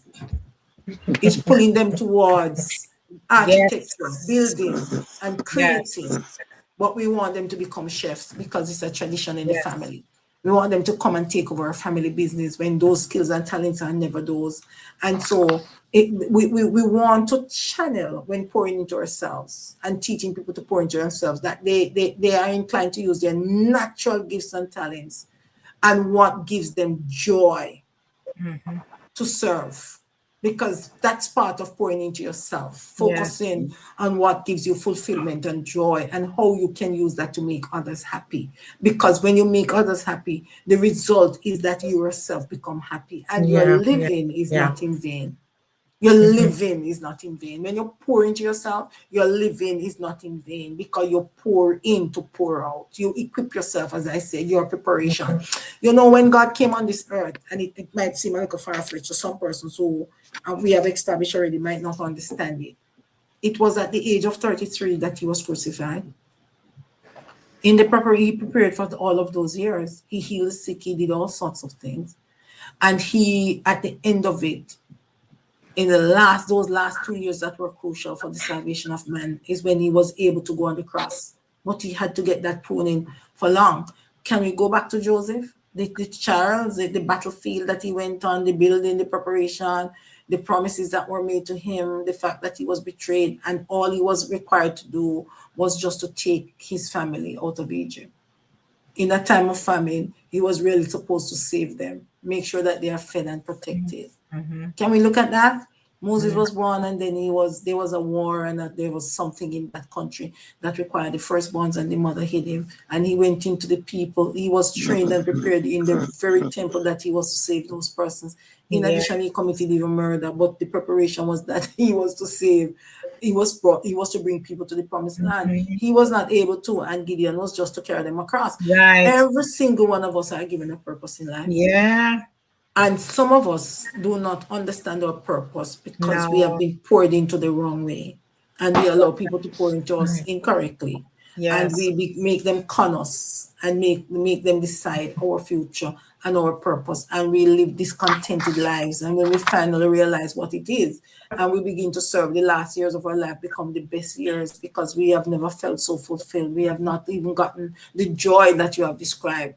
Well, it is only when we are able to pour into ourselves and pour out through a purposeful, intentional, divine, honorable way that we're able to receive really joy. And that's it. And joy in itself, just to be sure, is our birthright. I've developed a book, I'm putting it out very soon, and it's really called Joy is Your Birthright. And I'm just explaining the aspect of what has already been given to us and what we must claim and can't claim, because we really and truly, and that's really where I put it, are not pouring into ourselves the right way. We're not seeking to surround ourselves with those persons who share your values and share your gifts and talents and understand the complement that they become in the difference of the talents. They do not, you're not receiving that joy when you have the guilt that you carry, because you must pour into people and you must always be there. And so you have that guilt where you do not realize that you can pause and that you can frame it. And I've looked at how men see it and how females see it, and put it together, especially as you are united in leadership, where two leaders are in a home and so on. I've put it in the framework of what it means to them, of what burden means to each other, what stress, how each other deals with stress, how they interpret stress, and how it manifests itself, and still the joy of relationships, of home, of life from you, and how you can recover that type of joy and maintain it. And I put it in that framework of really pouring into yourself sensibly and intentionally, because that's the thing. Sometimes we pour into ourselves. The fact of the matter is, when you take a vacation at the wrong time, you're mispouring. You're pouring by default, because sometimes we take rest when rest is not what we need. It's clarity. And those things we have to put in perspective. Rest is not clarity. True. And loyalty is not trust. Sometimes we put our affection and we put our faith and trust in people because they perform well. And so the premature appointment that we give to them and the premature trust that we give to them appear to be wasted, because they themselves were not ready for that, because you were not aware, you were not looking. You did not see through the eyes that Will was talking about. You did not pay attention in the darkness. You did not realize that this was just a performance. It was just an act. It was not the real deal. And you misappoint people and you delegate them and you put them out there. And I was talking the other day in a group. I was asked to do something, and I was talking about the danger that occurs when we put team players to become managers, who are really good at being team players, but they are not leaders. They are not managers. No, they have no desire, but because they function so well and makes life easy for so many people, we now appoint them to be leaders when they in themselves, they don't have that desire. And they don't. And I talk about it because there is also this thing where we miss motivation is missed. We misplace motivation, and we feel that people are motivated more when they are appreciated or when they get money or tokens. And we say people always love money, and there are people who don't want to be motivated in that way. What they want is authority, to be able to give instruction. Even if they do it free, they don't want the money. They just want to be able to point and give instructions. And that in itself is a motivation in an organization that many people miss, because they don't want any plaque either.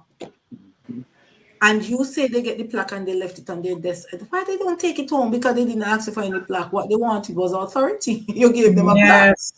And so that is how we misplace motivation also. It's the same thing with pouring into yourself. You feel that this would motivate you or that would motivate you because others are doing it. because there are some persons who do things that other people are doing, Sure. and they're calling it pouring into themselves. So I am doing a course in AI, and you feel that I must just do a course into AI. Let me pour into myself and do a course in AI. You didn't even finish the course. You don't even finish the course because that's not what you want. You needed to do to pour into yourself. It was something else. You are not using anything that would put you in that direction. You're in caregiving, or you're really into tourism and those things. And that's not what you need. That's not what your default is. And you want to pour into yourself so you function better, and you're able to deal with your customers better, and you're able to deal with people better. But you do nothing that would pour that side of that full that side of you. You just follow what your friend is doing or what your sister is doing. That's it. And so as I'm talking about it, I want us to structure pouring into ourselves as sitting down and intentionally looking at it as how you would look at a business deal, how you would look at savings, how you would look at making a decision, okay, that you make a 5-year plan, what you want to do and how you want to do it, and the road you want to do to get there and what you want to achieve in that time. Because pouring into yourself must have a result, an end result. It must take you somewhere. And so if it's not going to take you anywhere, if it's because someone else is doing it, if it's because you want to feel inadequate, if it's because you want to add another certificate, if it's because you want to have another connection, if it is because you want to build your portfolio, then it's wrong. It's really wrong.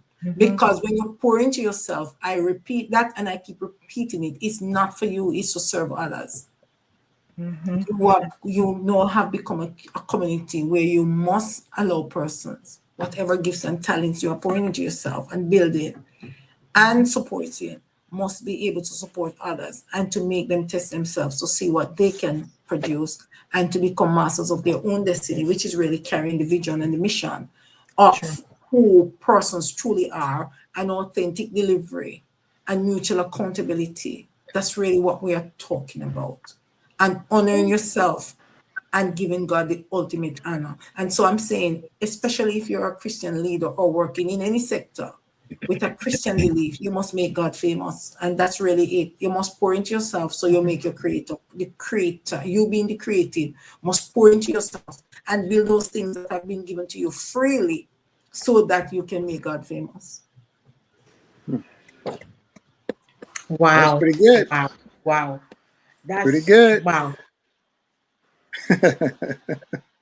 Whoa, okay. I'm speechless. Speechless. Yes, left me speechless there. I was gonna go here. And you're hardly speechless. So when Dr. Marcy could make you speechless, that says something. Yeah.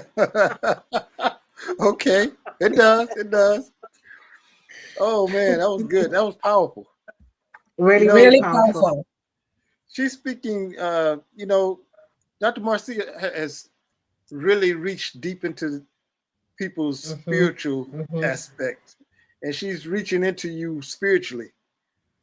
And what she's also doing is reaching into you psychologically too, because she's telling you that while you may want a perfect world full of peace to your with whatever bias you bring to the table on your receiving and giving and accepting, pouring back into yourself, the reality of the material world doesn't work that way. No. So she's trying to tell you that you need to embrace more of your spiritual self, where you can accept the material aspect of people coming at you from a material world where they're psychologically unsecure and biased and feel everything is against them in some form or way. Okay. But here's the thing. Like we mentioned at the top of the show, and we've been covering this entire conversation. If you completely love, which Lady J came in and talked about self-love, if you completely accept you unconditionally, then everything else is going to be okay. Karen mentioned about the bamboo tree again, the Moso bamboo tree, where the roots are deep. If you plant those roots deep again, everything else will be okay. And so a lot of times people don't feel, completely, I guess, in a welcome aspect of openness, because they feel like, again, it's come from their childhood, some trauma somewhere. Somebody's, yelled at them or told them no, that they shouldn't accept that, or maybe they here, take it. But in a minute, when they said here, take it and accept it, maybe they said it in a way that you received it as though it was negative. And so that stays with you, right? Now I'm going to share a quick story, because I've told, a couple of stories about, I've had a lot of experience in life, and I've had two experiences where I've had people around me who have won the lottery, right? I talked about Chris one time. I almost said his last name. But he gave me money at one point. He came to when I had my football team, he came in and offered to donate some money to my team, right? And so I accepted it, and the bank called on a Friday and that kind of stuff, and we moved forward. But I had a player that played on one of my teams, right? This was in 2019 too. 2019. He I guess he played the lottery, but he ended up winning, and he won $1 million. So they flashed his picture across the screen, and I recognized him. So I knew, I told people I was around at that time, I said, I know that guy. He played on my football team. And so I hadn't seen him since the team dispersed, and I wasn't an owner of it anymore.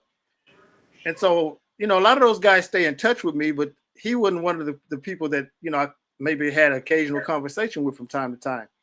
But after he won that lottery, he got in touch with me. I guess he tracked down my number from some of the guys who were still, contacting me and had access to me. And so he got my number. So when I answered the phone and he started talking, and I recognized it was him, we talked for a few minutes, and I congratulated him for, now being a millionaire. And he said, well, the reason I'm calling you is because I want to do something. And so I'm thinking that he's getting ready to talk to me about some organization he wants to start or something like that, and he just don't have the information for it. And so I'm eager to help him out, right? So I said, okay, what do you want? So he tells me he wants to give me 6 figures. And I tell him, I said, look, you can't do that. I don't need your money, but I thank you for having the thought of that. But he said, no. You don't know what you did for me by allowing me to be on your team. And he said, I never talked to you about this. I know some of the other guys, who had that kind of feeling and emotion connection to you did mention stuff to you from time to time and talk to you about how grateful they were that you, put money into this team and so forth. And he said, I never thought that I would actually win this thing, but now that I have, I want to do something. And I said, you don't have to do that. You've done enough by just being on the team and doing what you did. And I'm glad it was able to help you and you move forward. And, you and your family now will live a good life the rest of your life. He said, well, I still understand all of that. But he said, I want to give you 6 figures. And I told him, I said, well, if you're sure that's what you want to do, I have a nonprofit organization that I could put that into. And that's what I would do with it. And so we discussed it for about another 35, 40 minutes or so. And he got all my information, and he did exactly what he said he was going to do. He had bank contact me, and they put 6 figures in my account, so you never know how giving, we talk about giving and receiving. Mm-hmm. We spent a lot of this show talking about how to receive. But at the same time, we also talked a whole lot about I can't even get it out. A whole lot about being able to give too, because you never know when your little bit, and I think Lady J mentioned this last time too on last show, how your little bit of giving that comes from that mindfulness aspect changes somebody's life. Yeah. And they may not ever say anything to you, but you may have saved them from a moment that they thought that was the end of their life. And so I never looked at him what I was doing at that time impacted him like that. So I never knew how he felt about, how me just giving him a chance. And I made sure he was on the team because the coach wanted to cut him. And I went to the coach and told him, no, I like him. I think he has a good attitude. I'm going to keep him. And so he had to keep him. He didn't want to, but he had to because it was my team. So, but he thanked me by donating it. And so it's ironic that we're talking about this subject, and I can share that story, right, with everybody that's watching this show, to let you know that no matter how small your giving is to you, it may be something really small, but the person that's receiving that may be the world to them. Yeah. So true. And so I'm glad Dr. Marcia covered that before, because I hadn't even thought about that story until she mentioned what she was talking about there, and it came up. I'm like, I can share this story. So that's what I'm saying is and Lady J and Lady K both are giving people, and so this show is about encouraging you. We mentioned this at the top of the show, but I want to make sure I throw this back in. It's about encouraging you that no matter how hard you think it is right now, just get up one more day. Just get up one more day. And I promise you, tomorrow is going to be far better than what you think it can be, because there's somebody out there who's willing to pour back into you that you don't know that they are willing to do that. And it may show up out of nowhere and give it to you when you are not mentioning it to anybody else that you need their help. That's what I'm trying to tell you. So be in the mindset of receiving, because you never know when somebody else want to pour back into you and give you what you've been giving to everybody else all your life. So just take enough time to receive, and receive it in gratitude, grace, as Lady J would like to say, and all the other accolades that you can think of where receiving makes you feel comfortable, where you don't have a guilt with it. And I think, with that, Lady K, I'm going to toss it back to you and let you pick up from there. Go ahead. Wow. This is such a powerful podcast this evening. There is so many things came out in this podcast this evening. And as I said before, some will understand and some will not understand, and it's quite okay. Because you're not there yet. But it's always good to listen. It's always good to listen. As Dr. Marcia said, you may be in the battle season right now, and you need to listen, and listen to understand. Because many times we listen, but we're not listening to understand. Listen to understand. Whatever you hear here tonight, process it. Process it without judgment. Because many times when we process things with judgment, but process without judgment. Will shared a story just now, and it take me back home to our country where we came from, myself and my sister. Lady J was a nurse at a hospital. Joan, you know where I'm going with this. Lady J was a nurse. Lady J was a nurse at a hospital, and she worked at casualty. She worked at intensive care unit at a hospital back in my country. And she always put her best foot forward. Everybody who come into the hospital, a casualty, broken legs, whatever it is, she always show up ready to render her services to this individual, whoever show up in front of her while she's on duty. And never know that what she's doing, people are paying attention, the family is paying attention what she is doing. So one day she called me and she said to me, Karen, a man just turned up here with a bag of rice.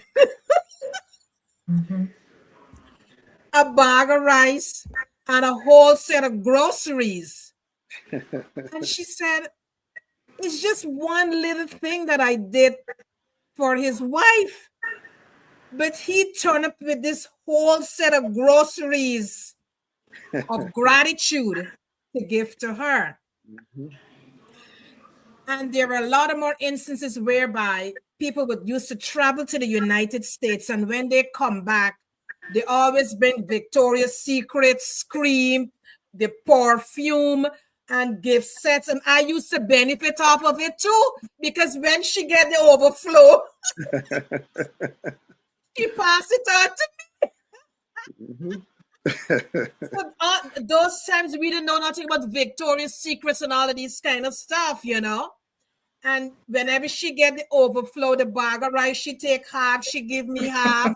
So I benefit from the overflow. So you just never know what, when you're doing things, people are paying attention to what you are doing. Do it with love. Do it without expecting anything in return.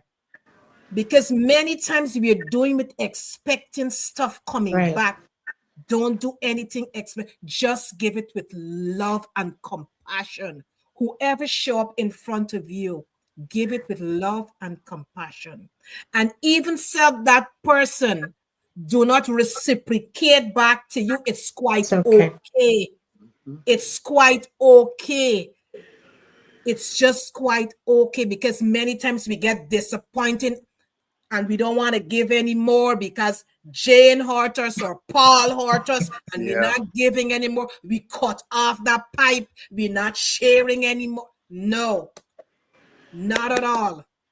You continue to do what you are doing. When the right time comes for you to reap the harvest, as Dr. Marcia talk about a harvest, it's going to come back into that time for you out from the blues. Of course. You might not even know a person just show up and start to pour into you, but you plant the seed. You already planted that seed. So the harvest now show up, because now the creator know that you need this now. So he now plants somebody into your life so they can give it what you need at that point in time. Right. So continue to be the person who you are. You are here for a reason. You got a purpose. As Dr. Marcy talk about your purpose, and your purpose makes room for you. Continue to be the person that you are. If you're listening to this podcast tonight, it doesn't matter what people say about you. It doesn't matter what somebody have done to you 3 years ago, 4 years ago, last month, yesterday. You continue to be the person that you are.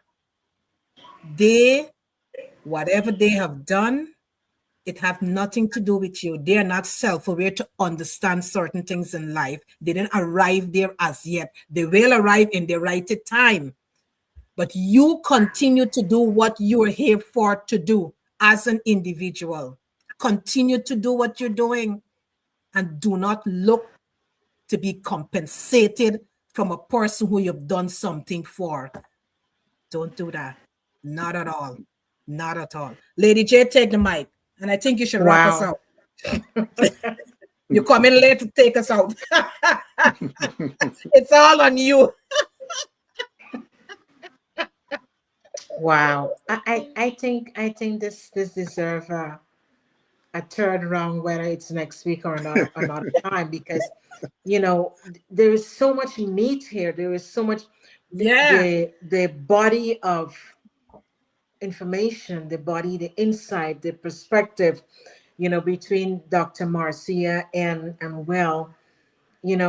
It's so much to unpack.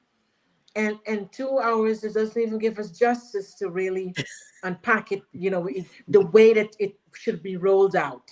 Let's put it that way, because some people cannot, you want to digest it in small increments. So the rolling out gonna come slow with a great level of understanding, so that we can able to, it's digestible. And so because of the sweetness, right?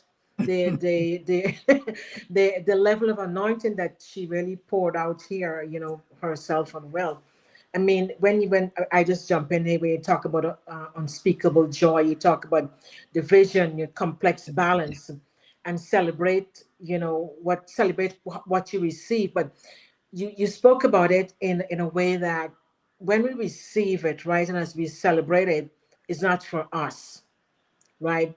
It's we celebrated what we have, but then we turn now and then we share it to others, and that is how it's reciprocated actually back to us, because we are able to see the level of joy. There is where the unspeakable joy comes in, because then you can see the joy that what you have given, not in a way of being proud or arrogant, but you just love to see that somebody else can benefit and they can walk in their purpose, and they can live out the reason why they are existing in this universe, where they can But have John, the greater work. Lady J, I want to interject some because something just came to mind. Go I right want to ahead. interject something here. Go right ahead.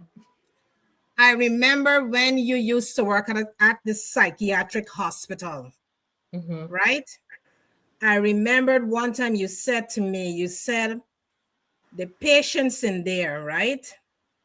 They always ask for you. The nurses, them that show up in front of them, they always reject them and they always ask, send a nice nurse, right? And there was a man that was in there. He said to you, he said, because you show me love and compassion, I'm going to pass that on now to my fellow inmates in here, that love and compassion. I just remember that. So I wanted to just interject that into the conversation. Thank you. And thank you. I didn't forget about that. But it's funny. It's a funny thing that when we start to uncover and talk about things that we might have forgotten in the past, because our memories store everything. And just like how we'll remember the story, just like how you and Dr. Marcy has spoke of it. Thank you for saying that.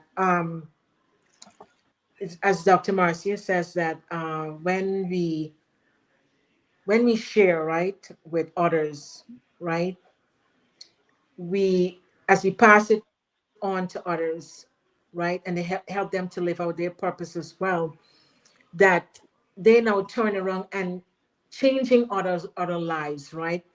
And I think that can even tie into the same story, because as we change, what I did in that moment, even though it's a person was mentally ill, but they do have the sanity, they don't be crazy at all times. The moment I think love can resonate in different languages, right? True. Even though whatever you're feeling, wherever you are in your moment, love is unspeakable. I don't know if I'm saying it right, but love can be felt, in every area. Yeah. And so I think that is how it's so that moment happened. The person received love in this, even in a small way, they can able to share love, and for whatever moment he experienced, he was able to share love to his other inmates, or whatever you would call them, other persons who were dwelling in the same environment. So I think love, right, as we share love and we give love, and as we're talking about giving and sharing, every time we give something intentionally, because it's got to be pure. True. It has to be pure. So It true. shouldn't have no So motive true. behind it. If you give a love, give it real, right? Let's be real here. Let's be real. There's no hidden agenda. There is nothing. I love what I do. I'm giving love. I'm not giving it with an expectation, because it's a God-given thing. And you and Dr. Marcis, you said every time you honor yourself, you make God famous, because you are living a godly life. We're not perfect people, but we practicing love, we be sharing, we giving. And as we continue to share, and we continue to give, and we continue to serve on different levels without no expectation. And I'm glad that you touched on a point, Lady K, where even if you've done something for someone, because there's no expectation attached to that, No. as you continue to live life, right? Even the person may not reciprocate it back to you, because that's not the intention. But That's as you it. continue to live life, you would see that there are moments in your life that you may need something, or you may need someone to show up for you, right? At a critical point in time in your life. You may need it. I mean, we all have those stories. We all have those stories. I can just jump in a snippet and in a story, because there's so many stories we all have. But I can jump into a story, that a moment in my life that I was I was in a place, right, where I needed help. I was in a place where I was hospitalized. I was in a place where my sister wasn't even there, right? And I can even go, because seeing that we're talking about giving and sharing that, I mean, I guess I need to talk about that. And I was in a place where I I was being cared for, right? I was being cared for. Let me put it this way. Um, I was being cared for like how I've been caring, like how I'm caring for others, right? Absolutely. That's the right way. I was cared for because I was hospitalized, and because the life that we live, we're not perfect people, but we are caregivers, we are holistic health coaches, we all of that stuff. But every time we care for someone, right? You know, we care with love, we care with compassion, you know, we care, right? And I was being in a position where I had to be cared for, right? I had to be cared for. My sister was not even there in the space where I had to be cared for because this was no wrong where we were. And I was served well. I was cared with from the highest level, right?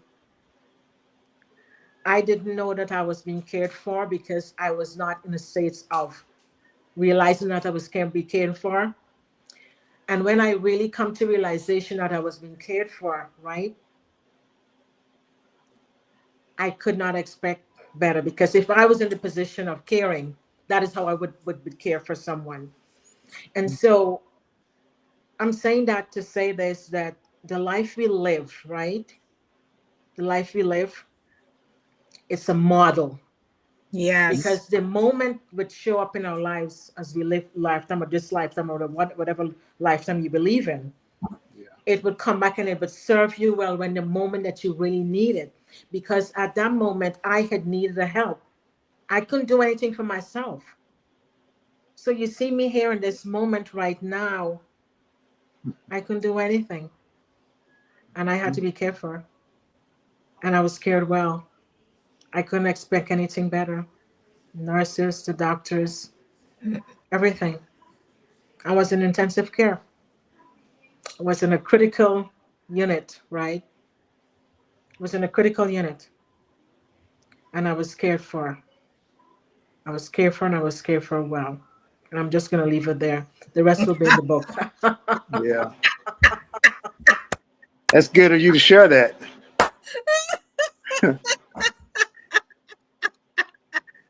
Yeah. Thank you for sharing that. Yeah, thank you for Absolutely. sharing that. You know. So let me say this before you close the show out, Karen. I think she's tossed it back to you, I believe. But you know, that was powerful, because on this show we talk emotion a lot, but never to the point where we actually try to take people into their emotion, right? But tonight's show has been totally different than that. You know, this has been, and I'm pretty sure that some of the people watching and that will watch this show on replay, we took you somewhere. You know, that some doors were opened to take you back inside of your own emotional state and let you know that things may not look or appear to be, but they can be. And that's what I said earlier, is that, like what Lady J just shared there with us, and we saw how difficult that was for her to put the words into place that she wanted to how she wanted to explain this. But at the same time, she was taking you inside to where you could feel what she was saying. You could feel that. And so Thank you. her words tonight, let this show end on what she said to you. Let that be your mark to that you can do better, and you will do better, and you will be better if you just take one step at a time and allow yourself to receive when people need to give to you. Like I said earlier, just allow yourself to receive it, and the rest of it will be okay. Sure. That's it, Karen. So true, so true, Will, so true. You know, and before we wrap up, I'm going to share another story, Joan. You know, because, you know, people might look at us today and they say, oh, these girls are doing the podcast, you know, but when you go through and you come through, you know, you really understand life on a real deep level. You know, I remember back home again, Joan was a sales rep for a medical product. And the days that she's off, she would go to the different pharmacies to sell the medical product. And this particular day, because she had a little chappy back home, that these little bikes now they have over here, you call it chappy back home. And she was riding her chappy and she was on a busy highway. And a minibus, a small bus, but it takes people around from point A to point B. And as she was riding her chappy, the bus hit her from behind. And she went up into the air, spin around 3 times and land on her back. Just sit for that for a moment. Somebody get hit on a bike, went up into the air, spin around 3 times and land on her back, right? There was a next vehicle coming, because remember it's on highway, eh? There was a next vehicle coming. But where this accident happened was in front of a ministry. And the person that came out to pick her up, right? That person, she looked after that person's mother in the hospital, right?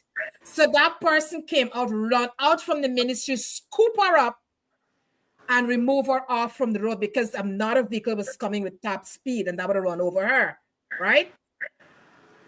So she had a bag because she just went and collect money. So she had a bag full of money. A woman stopped her vehicle to see what happened because it's an accident. She stopped her vehicle to see what happened. So the woman who stopped her vehicle came across the road and she turned and she said, I know this nurse. She's a nurse at such hospital. Give me the bag with the money. She said, I'm going to keep this bag for her because she looked after my father when he was in hospital. You see how things happen strategic, right? So she collected the bag and she held on to the bag. When I went to the hospital to visit her, the woman turned up with the bag with the money because she didn't even know who had the bag with the money. The woman turned up at the hospital with the bag with the money. And she turned and she said, Nurse Joan, I got the bag. Check the money. I haven't taken any money. I bring the bag because I know you're a sales rep and you normally go to collect money. That is why I collect the bag and I now come to give you the bag. But the beauty of this whole thing too is that all that she walked away with from that accident is a scrape on her arm. That's all. That's all she walked away with from that accident. Picture somebody went up in the air, spin around 3 times and land on their back. She could have been paralyzed. So many things could have been happened to her. But you know what? The good that you do live with you. So whoever listening this evening, continue to plant your seeds. I didn't know you would have gone there. No, but I had to go there because you know what? Okay. You went there with the hospitalization here. So I had to go there. Okay, I got you. We are sharing stories. You understand what I'm saying? Right. We are sharing stories because we got to share this story to let people know that when you plant seeds, you just don't know where you're going to reap this harvest. That's so true. You just don't know where you're going to reap this harvest. Continue to sow good seeds. Do not look for anybody to give you back anything, because you don't know where you're going to reap the harvest. The harvest always comes on time.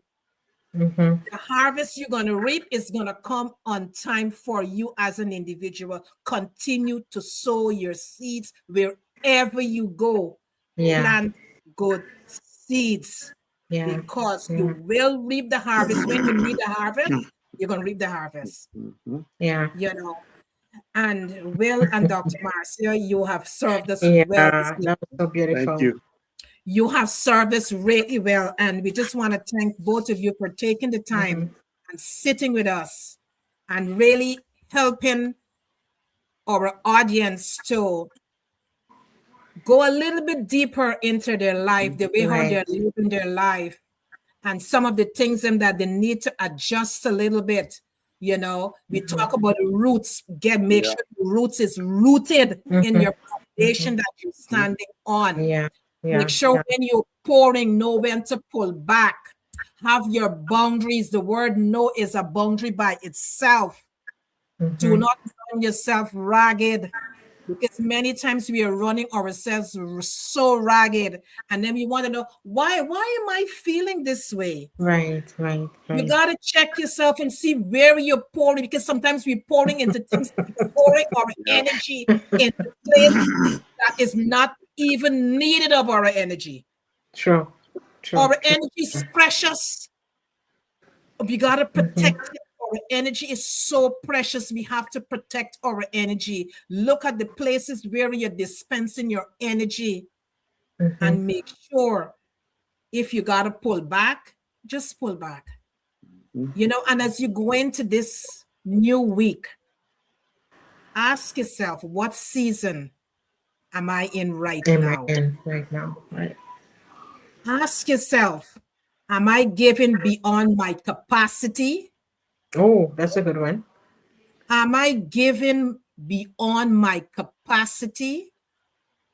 Ask yourself, am I struggling to receive? Am I struggling to receive? Because many times we are struggling to receive, because again, Dr. Marcy talked about your childhood. We'll talk about your childhood, you know, because many times we are being taught not to take things from people and all of these kind of stuff, you know. But now we are adults, we understand life. We got to know what to receive. We have the spirit of discernment to know what to receive, you know. And another thing, don't rush your renewal season. Stillness is where clarity comes from. Don't rush your renewal season. It's not a rush. It's not an overnight fix. Stillness is where clarity comes from. Reflect on what is working in your life. Again, set boundaries that will protect your energy. Notice the motives behind your giving. Make room for what restores you. Build relationships where care flows both ways. It's a cycle. This is a cycle, and it's a never-ending cycle. It's a never-ending cycle. You have to maintain the system. There's a system, it's a cycle, it's a system, and we have to maintain it. And if you join this podcast late, you know what? We highly suggest that you go back and look it from the top, because there's so many gems was being given today. So if you join late, go back. If you know somebody who can benefit from this podcast, we highly suggest that you share this podcast to help them to understand giving, receiving, the seasons, pouring back into yourself. Well, thank you so much for showing up. Thank you. Dr. Marcia, thank you so much for showing up today and pouring into our audience, because it's the right time. We are winding down towards the end of 2026. And we need to focus on our energy, our time, how we are dispensing it, how we are pouring back into ourselves, understand the seasons that Dr. Marcy talked about, the battle season, the harvest season, the building season. Sometimes you got to know when to shut the door. Yes, You got to know when to shut the door and shut things off, because you can't focus when you get so much of things coming in. It clouds your judgment. Yeah. Because this person saying that person saying that, they don't understand what you're going through, that you're going through the building season, and they're flooding you with a lot of stuff. So you got to know when to shut things out. You know what? Thanks for your advice, but at this point in time, I'm doing my best. Let me control my structure. That's it. Let me control my structure. So we want to thank both of you for showing up this evening and sharing your wisdom and knowledge with our audience. You know, the people on Facebook, we thank you so much for always supporting us. LinkedIn, thank you so much for always supporting us. YouTube, IG, 246 Bajan Vibes family. We want to thank each and every one of you for supporting us on this journey. And every week we show up here, we show up to be of service.